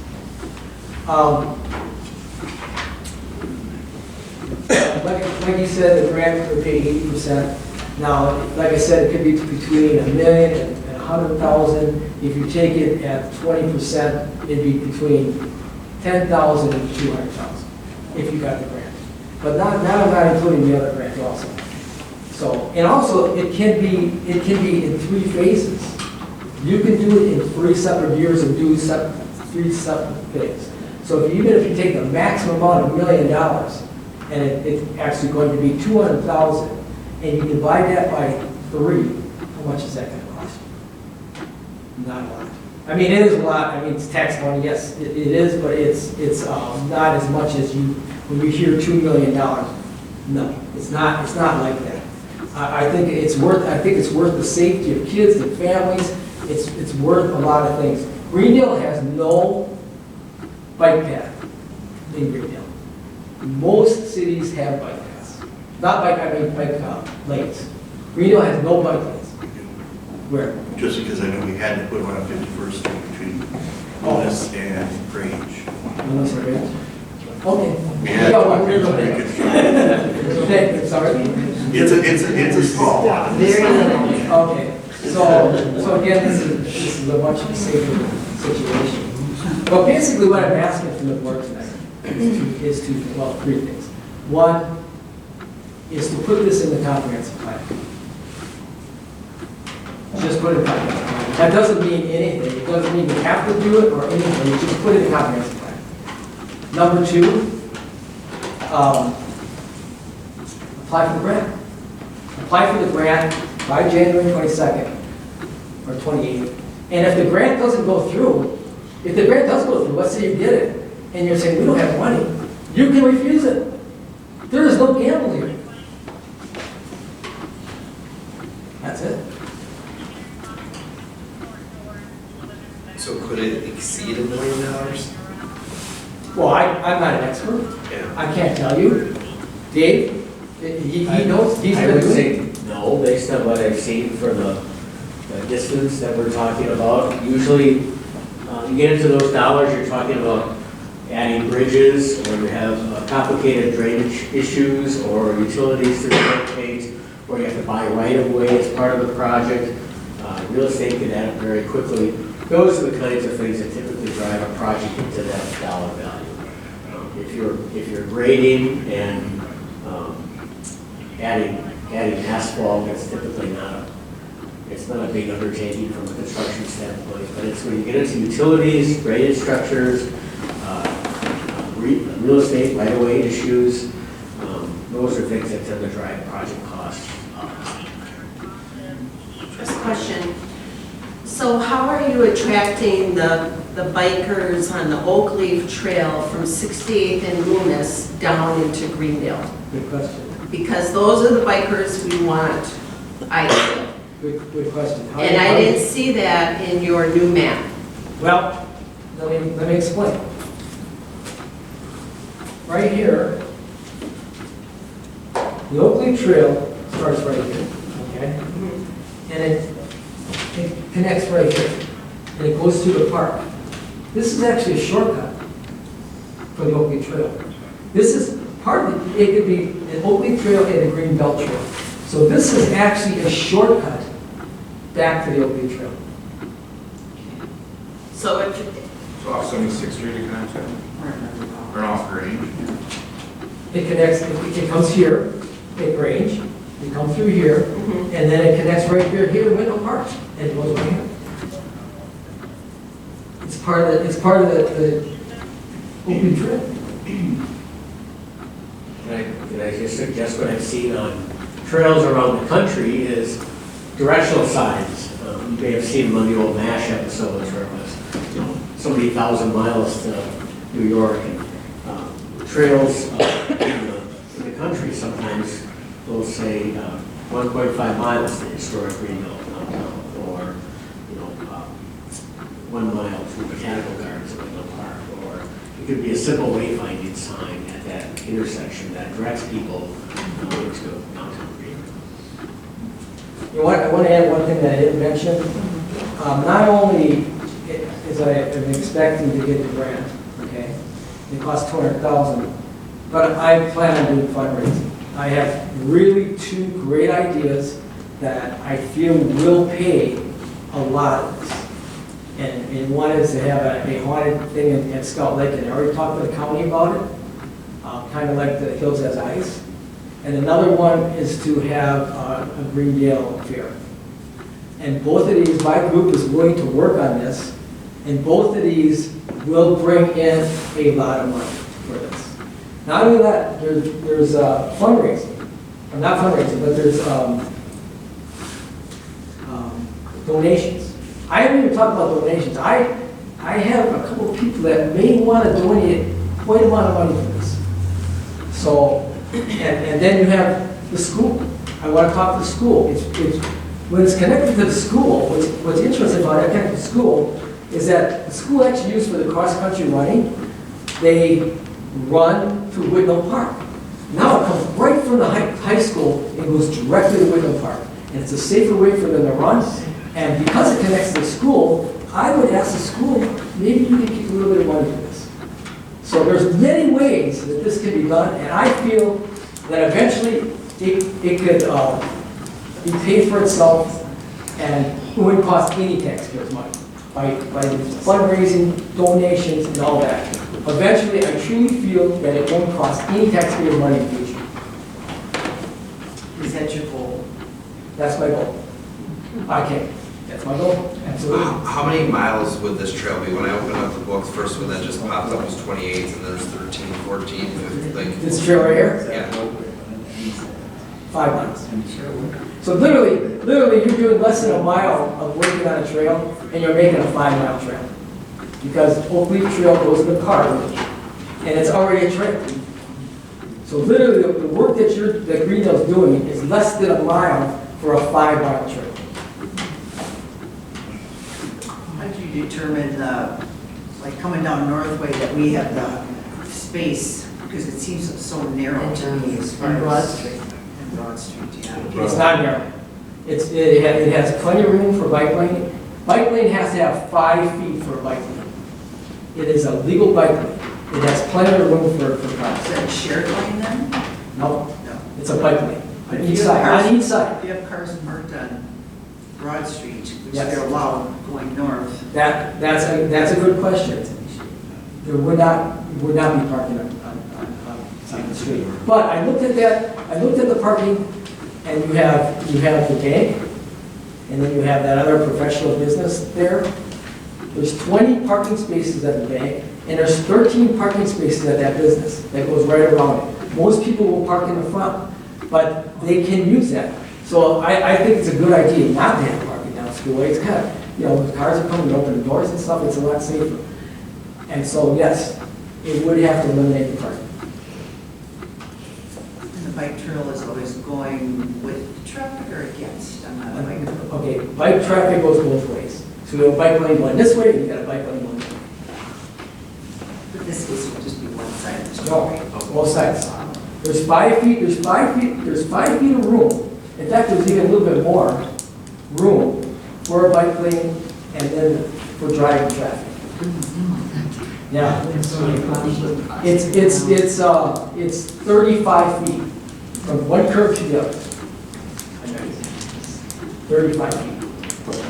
Why do you need 2 on both sides of the street? They're not going back. Because if you go one way, Oh, they you can't go back onto the street. You can't go into the traffic. So you have to have both ways. And so that the bike lane would be 2 lanes. That's why there's 2 lines here.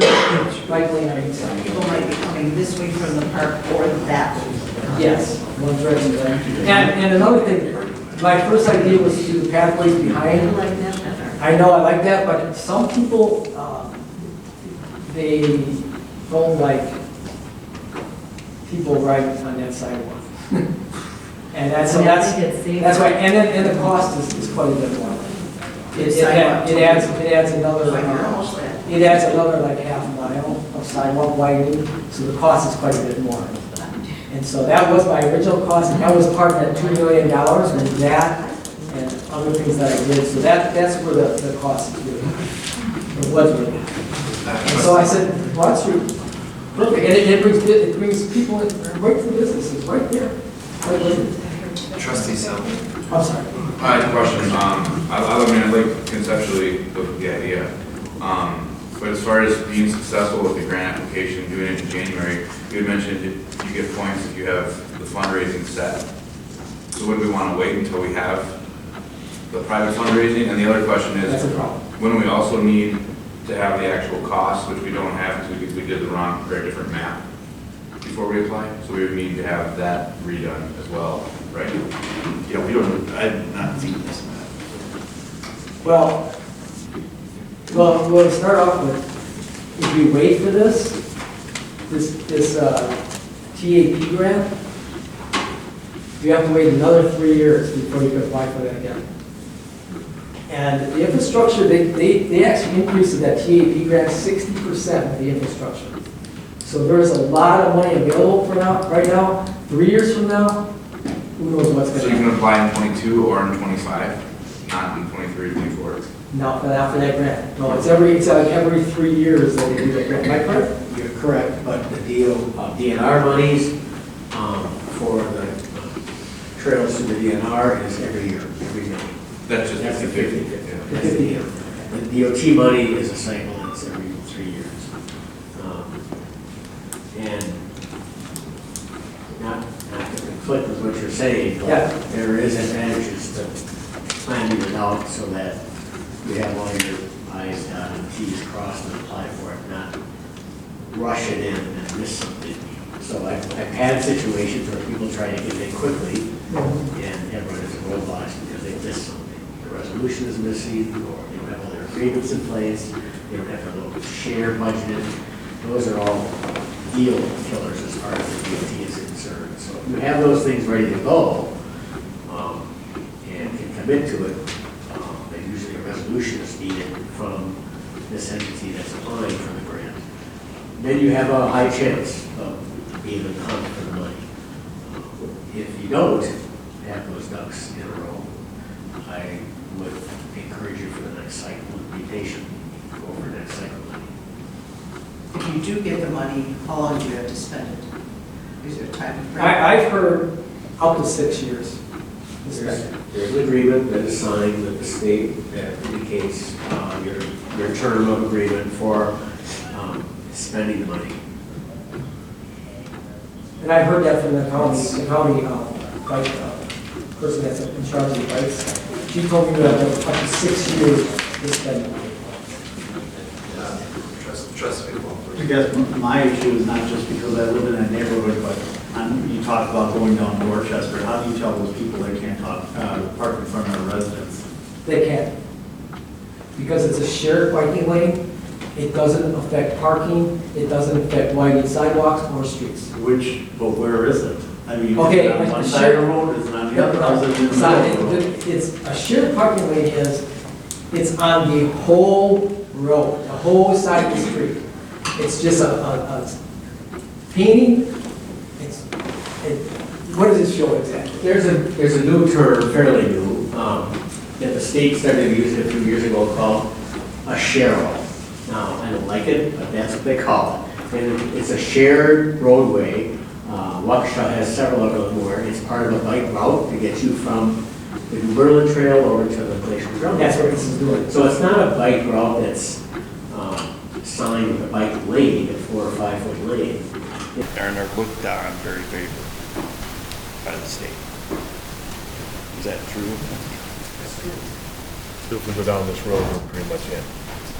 You're in, and if you don't do it, the state will look down on you the next time you ask for grant money. Well, I'm going to just add something. What Dave said is probably not a good idea. It's aggressive. Right. And the inexperience of applying for these grants and what the experience you have. But maybe it is better. We have the people to do this by January, if the board wants to commit to it. I mean, we have planners, we Okay. have engineers. I don't know how much it's gonna cost to apply. Do you think? I mean, you'd have a good idea how much it would cost to apply in basically a month. $5,000 to $10,000. That's what I used to charge. Was there a quick turnaround in a consultant? But that was 60 hours of hard work and research, getting resolutions passed, and doing reviews, and accurate cost estimate. That's probably the two most important things that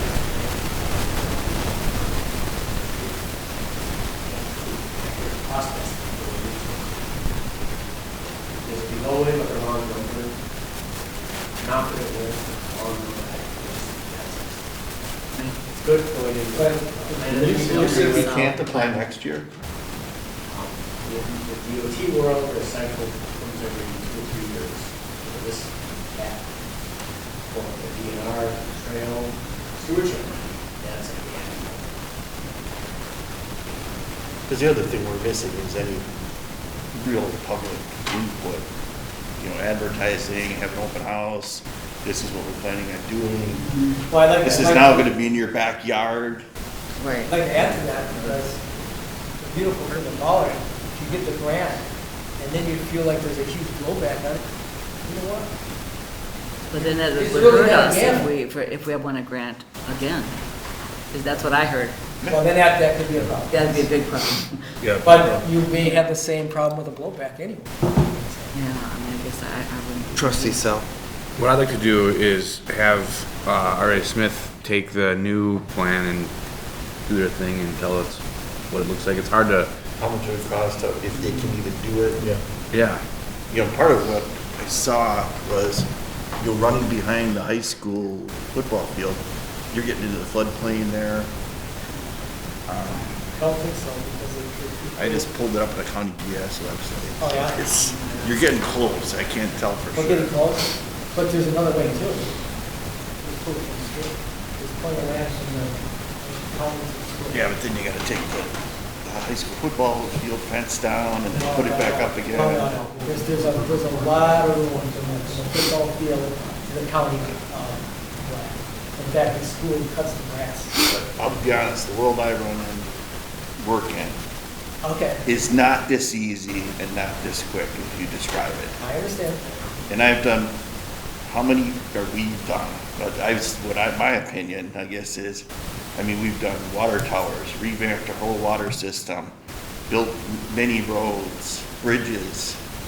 I never seen something like this just come up in 1 month or 2 months, really. Yeah, I understand. And we're going. And we'll change the community. This will change the community. For your comments, I would encourage you to read your diligence. Something you don't rush into.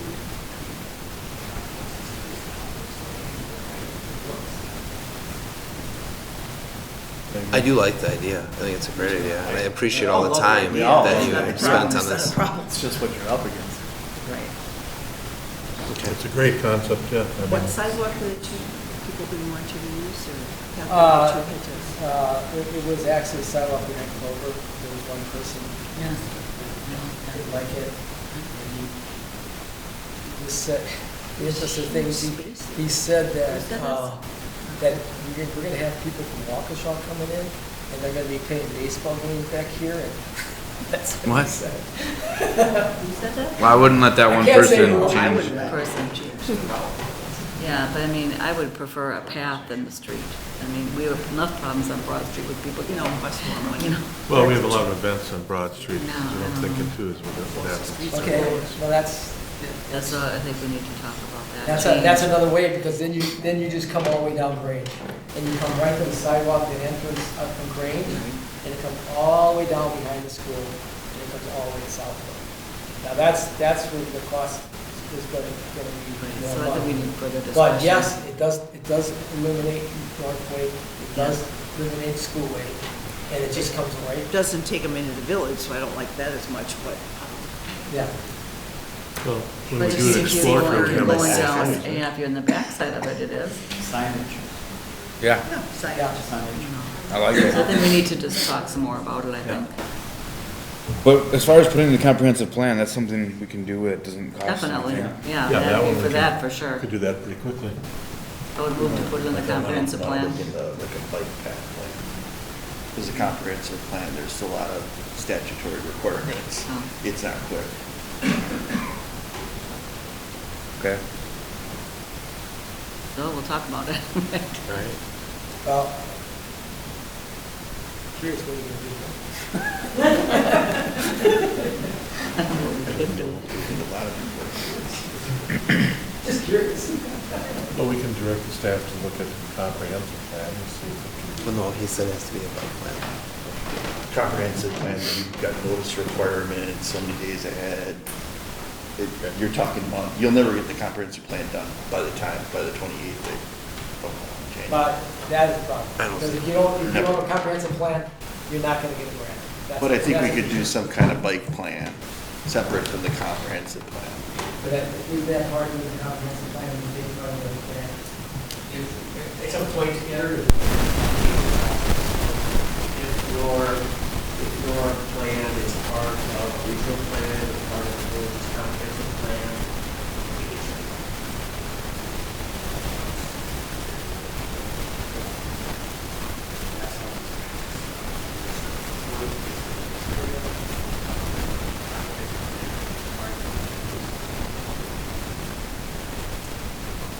It sounds like we're missing out on some points if we try to do it this January, like the fundraising, comprehensive plan.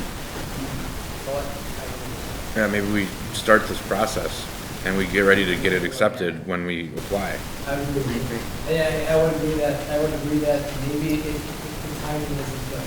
Yeah. And maybe wait for the next one, but really seriously think. Yeah, well, not think I about it. love the idea, there's no idea. I think you would start fundraising. Yes, We can work on getting in the comprehensive plan then. and I'd be Well, willing, first creating a plan and where it would go, get public input.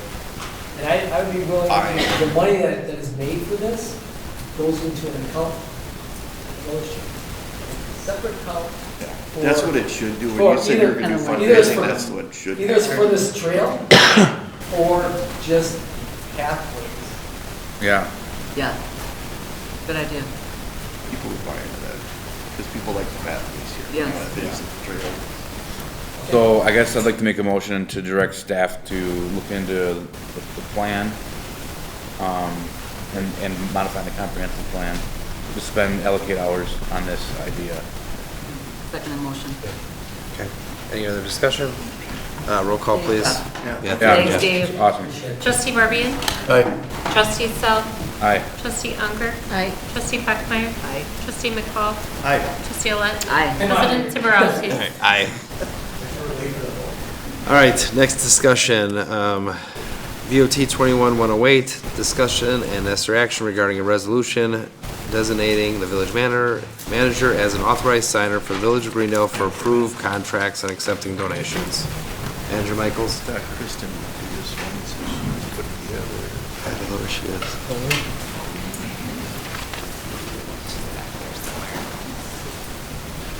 Sarah, could you please see if Kristen's back there, because she wrote the resolution.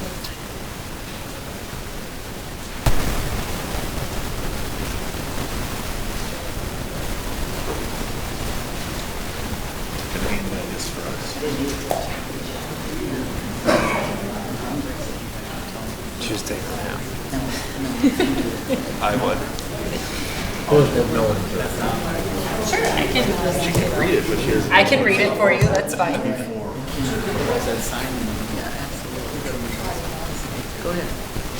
So you remember that there's somebody who had left to donate money to the village, and part of this, I'm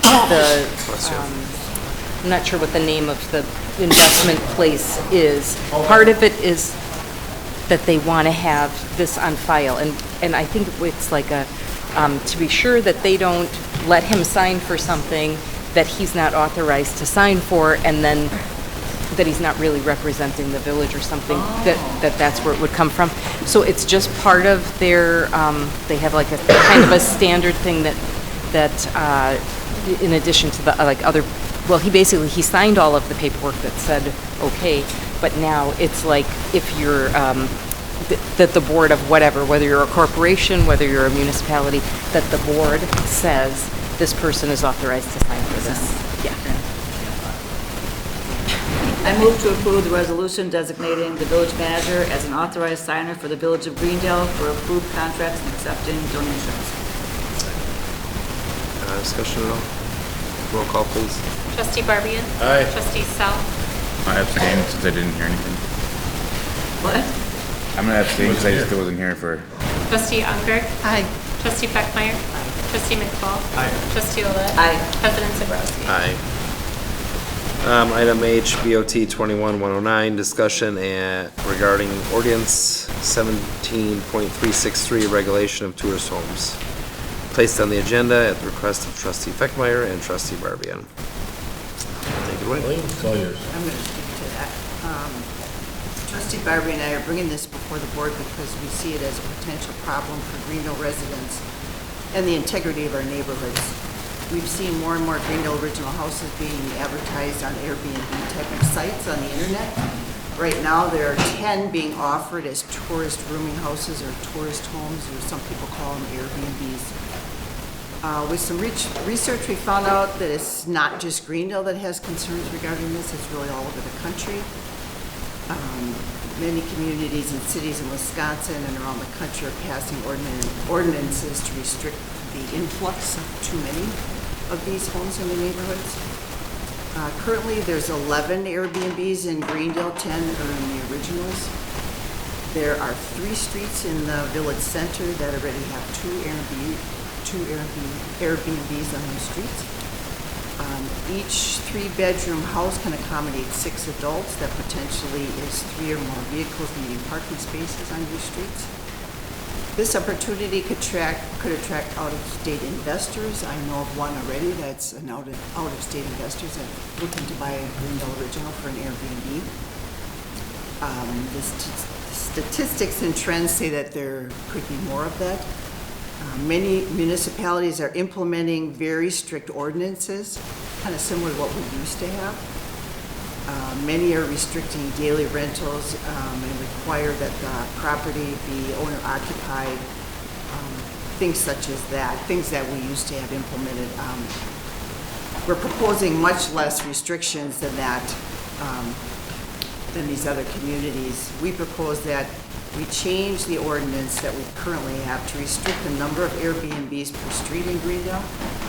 The ordinance does say that the village administrator has a right to look at that before giving a licensing, before approving, but that's not being done. I think it needs to be stronger wording than that.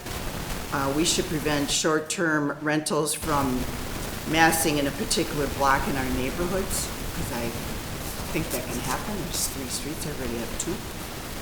I'm also proposing there's a fine or consequences for owners that are running unlicensed or non-registered Airbnbs.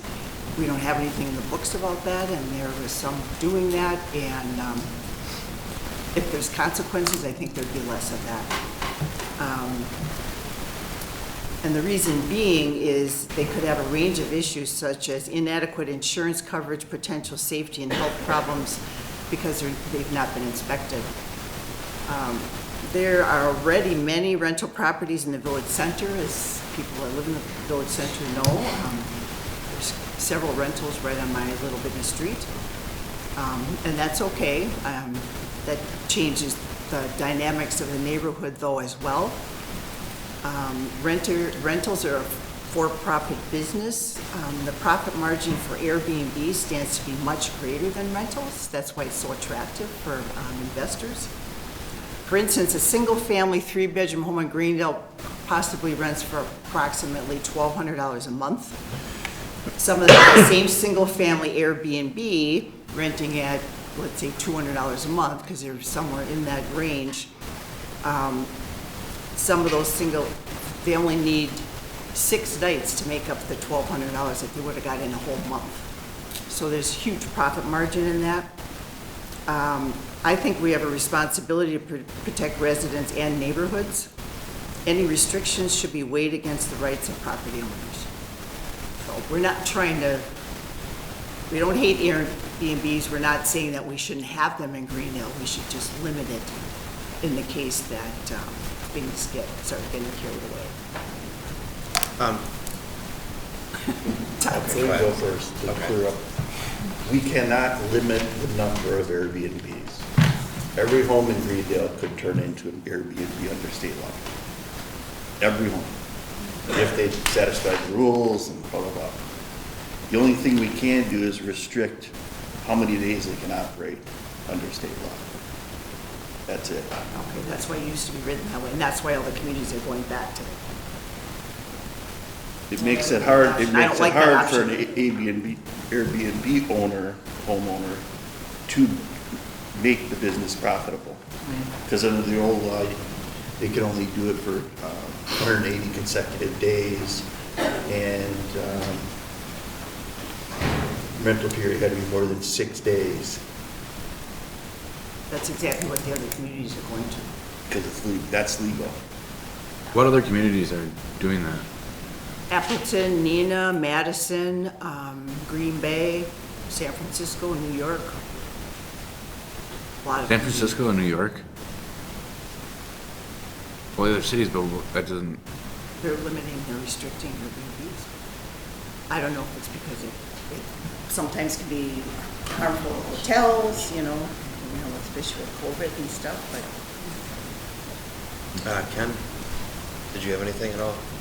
No, as Todd said, we can't limit the number of Airbnbs. We allow one. Every single home in the village could be one. We do have a fine. There's a fine of $750 a day that they could be assessed for not having a license. The hard part about these is doing the investigation. You don't get an address for an Airbnb from the people of where it's at until you rent it. I did, by some of the postings that we had, I was able to go and find out where they were because they got their street address on it, and the street addresses don't repeat that much. Yeah. Every one that I contacted that were turned in before, they've all applied. So any Airbnb that's licensed now, doesn't matter if you change ordinance or not, they're still licensed as they were. You can't change them. I pretty much think we saturated the market. I mean, this is the fourth kick at the cat. And we started out real strict. This board elected to not be strict. And we warned them of that at the time. Jody, he's got two probably the best Airbnbs that I've seen. I've gone to Airbnbs. He keeps up his houses. He has one, his one is grandfathered in. He can't be charged even a license fee because it was done before we started him. His second one would remain as it is. He could still be open. He could rent it out every single night, 12 months out of the year. We can't change that. I had looked up today, there was in Walworth County, they created an ordinance, and it went to court, to the state Supreme Court, and they lost because the Airbnb was legally running before they created their ordinance or changed their ordinance. So they'd be grandfathered in. So they'd be all grandfathered in. So every one of them, so Could limit it with new. I got applications and payment for 3 of them today. So I think it's all but 2 of them that I know of, and one I have an address, so they'll be getting the letter. The other one I have to find out the address and see, so they would be getting a letter that they're not complying with the village ordinance. So anyone who's been contacted, immediately they send the applications in, so. And we don't fine them even though they've been running without following the Well, ordinance. number one, you have to prove that they were doing it. Just because they're advertised on the Airbnb doesn't mean, so we would have to investigate, we would have to go, we would have to get pictures of cars in there with out-of-state licenses, stop at the homes and ask them, are you renting this house as an Airbnb? We can't just say, just because you're on the site, I mean, there's a lot of them are on the sites that they never rent them at all. Well, the sites show when they're booked and the sites have commented. But that, we have to I catch thought it. according to our ordinance- It's like a ticket. I mean, you have to be ticketed, you have to be caught speeding in order to get a speeding ticket. You can't just say, well, I seen you going down the road, it looked like we're going 50 miles over the speed limit, and I'm gonna give you a ticket. No, you can't do that. Technically, there's no fine. Well, if they refuse and then we go there and we find out that they are renting them, then we could, in our application, we can charge them $750. Otherwise, we go through our village ordinance and we can charge them with the daily fee that we charge. Most of them just don't know about it, and they comply right away. So is our ordinance say that they have to have a guest book list where they have to have people's names and address in it? And that's state law, and that's one thing that Peter does. Peter, through our contract, he is the one who licenses Airbnbs. Our first inspection that I go out, and I do a safety inspection the first time, and then he licenses them. And then every year, they have to renew that license through the state. So. Trustee. And how much is it to license? The first year, I get a $100 inspection fee. Peter gets a $100 inspection fee, and then it's $165 a year with the state of Wisconsin. It's actually a DAPA license. It's not even their license. It's not our license. It's a state license. The state gets that money or we get that money? Okay, thank you. Answer my question. Trustee Barbian. One of the concerns I had here, and I think you addressed it, I didn't realize that you got in contact. We had heard many residents that come forward and say a lot of them aren't like, I'm concerned that we want an inspection, find out if they have a fire extinguisher on site, find out any other, I mean, I really want everybody that's doing Airbnb to have you take a look at it. And we had heard that there were several that weren't being inspected, but now you're saying that you pretty much feel that they are being inspected. There has been no citizen that came up to me and asked about any Airbnb. So there's no one ever came to our office and complained. Trustee Young. So I'm just piggybacking on what you just said. So Colleen gave us a list of 10 or 11 Airbnbs. Are all 10 licensed? Everyone on her list except for 2 are now licensed or in the process of a license, or 3 of them. There's actually 11 of them. So there's 3 of them that aren't. I have their addresses now. We find out, I do issue letters right away to them. Again, we have to catch someone there. It's hard to prove. And just because they're listed on those sites doesn't mean they actually have any openings or that they're actually leasing. I know one of the ones from the Emmons, she's actually rents hers out for 29 or more days, so there is no licensing requirement under the state for 29 or more days. She's still going to get her license, they paid for them today. So they're in the process of it.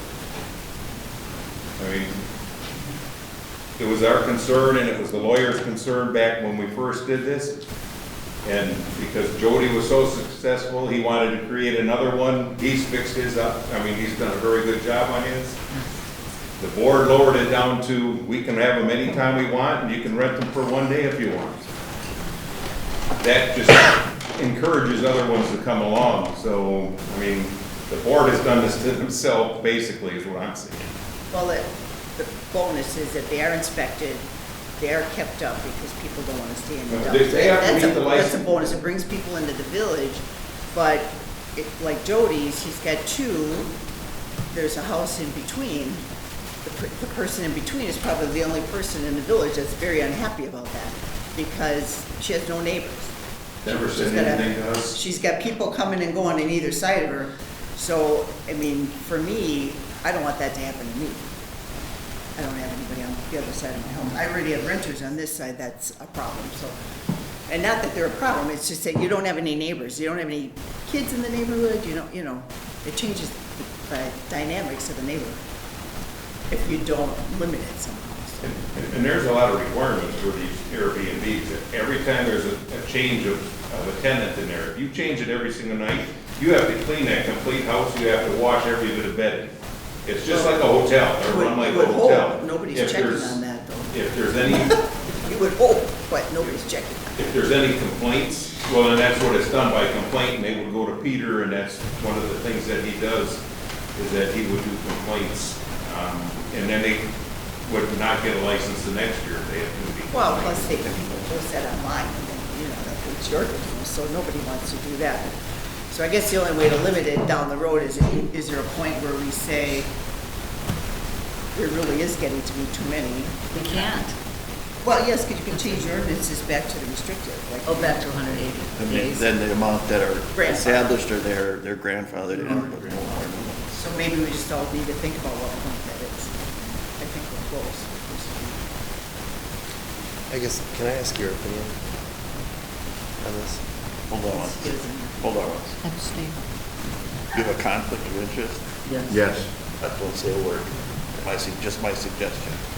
Yeah, Jason trying to get me in trouble. I knew that. You couldn't vote. I can't ask. You can't do that? No, I can't. I just wanted his opinion on them. But, okay. So, what would you like to do at this point, I guess, with this? I guess just revisit it at some point, not in the near future, but for all of us to think about. So we'll just table it for now? Then I can keep watching online and keep track of things. Because several on my list obviously weren't licensed. Actually, this is just a discussion. We won't have to do anything. All right. We're not good. We're just. Yeah, it was do nothing. We're discussion not- anyway, it wasn't. Yep. Okay. Okay. We discussed it. Perfect. Thank you. All right, moving on. Village manager report? Nothing? Okay. The only thing I have is I would like to thank the village, staff, police department, fire department, health department, library, literally everybody in the village. including Kristen, for an amazing tree lighting and Dickens. It was absolutely amazing, both nights. So thank you to everybody that helped that happen. I think, what? You said DPW, didn't you? I don't know, DPW. DPW. I said everybody. So both nights were amazing. The Dickens, I felt like it was the busiest Dickens It was I've ever fabulous, seen. yes. And I loved the food truck rally. That was Yes. so cool. Awesome. It was so cool. So everything about both those nights were absolutely amazing, so thank you. And that's all I have. Next, we'll move on to citizens' comments. Persons wishing to address the board are asked to state their name and address for the record. Limit their comments to only one time. Limit their comments to 3 minutes or 5 minutes if representing a group of persons. Citizens' comments shall be limited to a period not to exceed 15 minutes. Please note the village board can only discuss matters listed on the agenda. It's open.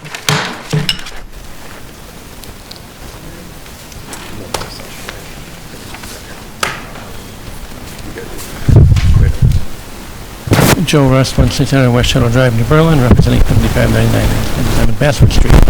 I'd like to thank the police chief for the tree lighting. I brought up some parking issues to his attention, and he got them resolved. Well, he's ticketed quickly, so thank you, chief. I also want to thank the DPW. I think they did a great job with the plow trucks and everything. There might be an opportunity there, though, for maybe having for Dickens, they see the big truck day. You know, it's a good chance to, see what a snowplow looks like up close and personal. On the other note, two other notes. One is that listening to the issues with the Airbnbs, I guess about 8-9 years ago, Todd and Ron might remember it, I was kind of the one that brought the can of worms to the board's attention at the time, because a number of the board members are saying, well, gee, we could have B&Bs now. And I said, no, you can't. And they said, yes, we can. And I said, look at your ordinances. And one of the prohibited uses of a house in Greendale was for a B&B. Now, that was for a true B&B, not an Airbnb. Maybe you need to look for a way to encourage maybe more real B&Bs in the village and not the easy route of the Airbnbs. I used to work for the State Lodging Association, and I know when Airbnbs came along, they weren't overly happy because they're not true lodging facilities, and that there's basically no innkeeper, for lack of a better term. So you may want to look, if you want to restrict stuff, there might be a way to do it, is to actually have real innkeepers on premises. That would also prevent your out-of-state investors, so to speak. Secondly, regarding the bike paths, using the paths or expanding paths or adding paths isn't unprecedented. Back in 1951-52, when the government sold the originals to the residents, my grandma purchased the house that she lived in, the full house, and part of the way she was able to do that was at the time there was not a path running Longdale Creek from Grange to Northway. So in order to get the path in there, the county bought a sliver of land from my grandma for $1,100. She used that money to put a down payment on the house. So not all the paths that were here originally. You may want to look at, there's precedence for that. As far as people not being able to park on the street, one of those trustees that brought that up, keep in mind I'm a taxpayer, but yet I can't use a dump. Thank you.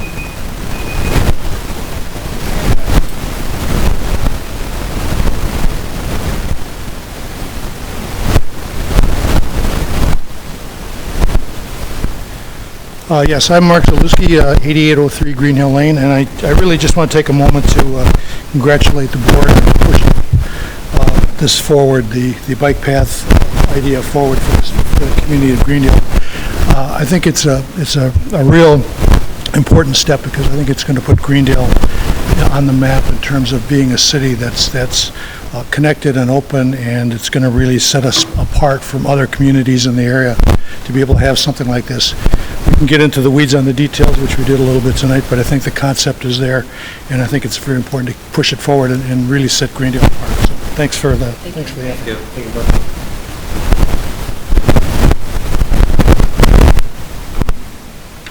Anybody else at all? Excuse me. Ted Minella, representing the Greendale Historical Society. And I too wanted to thank the board for moving along with this fence zoning changes to accommodate, to give us an opportunity to complete the restoration of the house on Apple Court. So we thank you for that and look forward to doing it. Probably won't happen until next spring, but I'm sure that'll be an opportunity for us to share the house.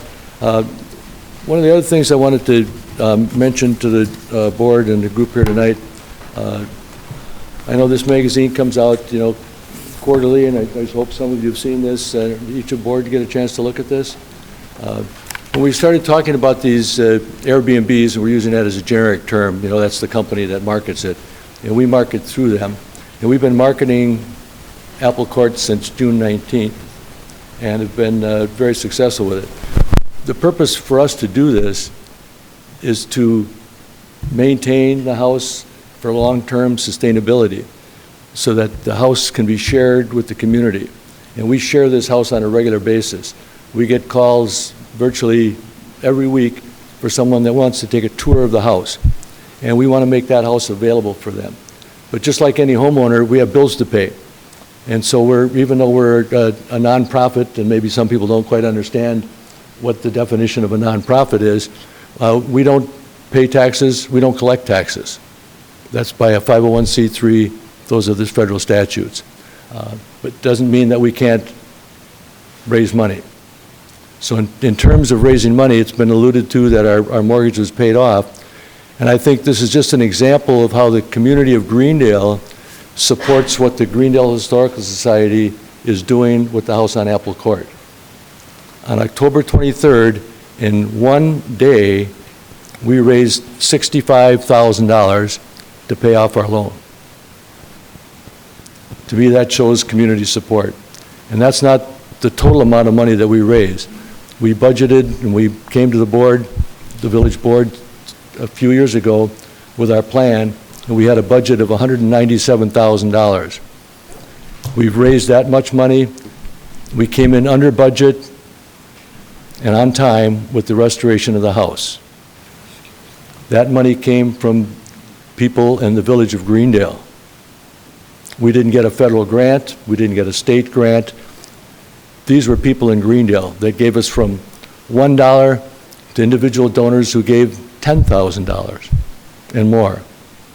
To me, that shows support for what we're doing. I think we also have the support of people in our neighborhood, because we rescued a house. This house was in dire straits, poor condition, and the Greendale Historical Society took it upon ourselves with the help of physical volunteers and donor volunteers to make this house into something that's desirable. Our goal is to share that house with as many people as possible. So when people register on Airbnb or VRBO and they tell us what a great place this is to visit, what a nice house this is to stay in, we think that's a good sign of success. So I know you've got a copy of this, but I want to read just one to you here as I wrap up here. I see the clock is still ticking. This is from a family, the very first family that rented the house. They submit these comments not to us personally, so we don't solicit them. They post them to Airbnb. This is what the Clark family from Atlanta, Georgia said. As soon as we walked through the door, we could tell that a great deal of love, energy, and time had been poured into its restoration. It's not just a place to spend the night, it's like a mini museum. We had no idea when we booked it how fabulous the location would be. Greendale has all these connecting walking paths and green spaces that are accessible from the lane this house is on. So it was a very enjoyable walk to playgrounds, restaurants, bakery, coffee shop, and more. We really hope to get to stay here again. So when we look at all of these Airbnbs, not just ours, what they're doing is they're bringing people to Greendale. And they're coming away with this. That's just one of the dozens of comments we've received, and they all mention walking through Greendale, walking down to the stores, going to the bakery, going to the coffee shop, going to one of our many restaurants, and wanting to come back.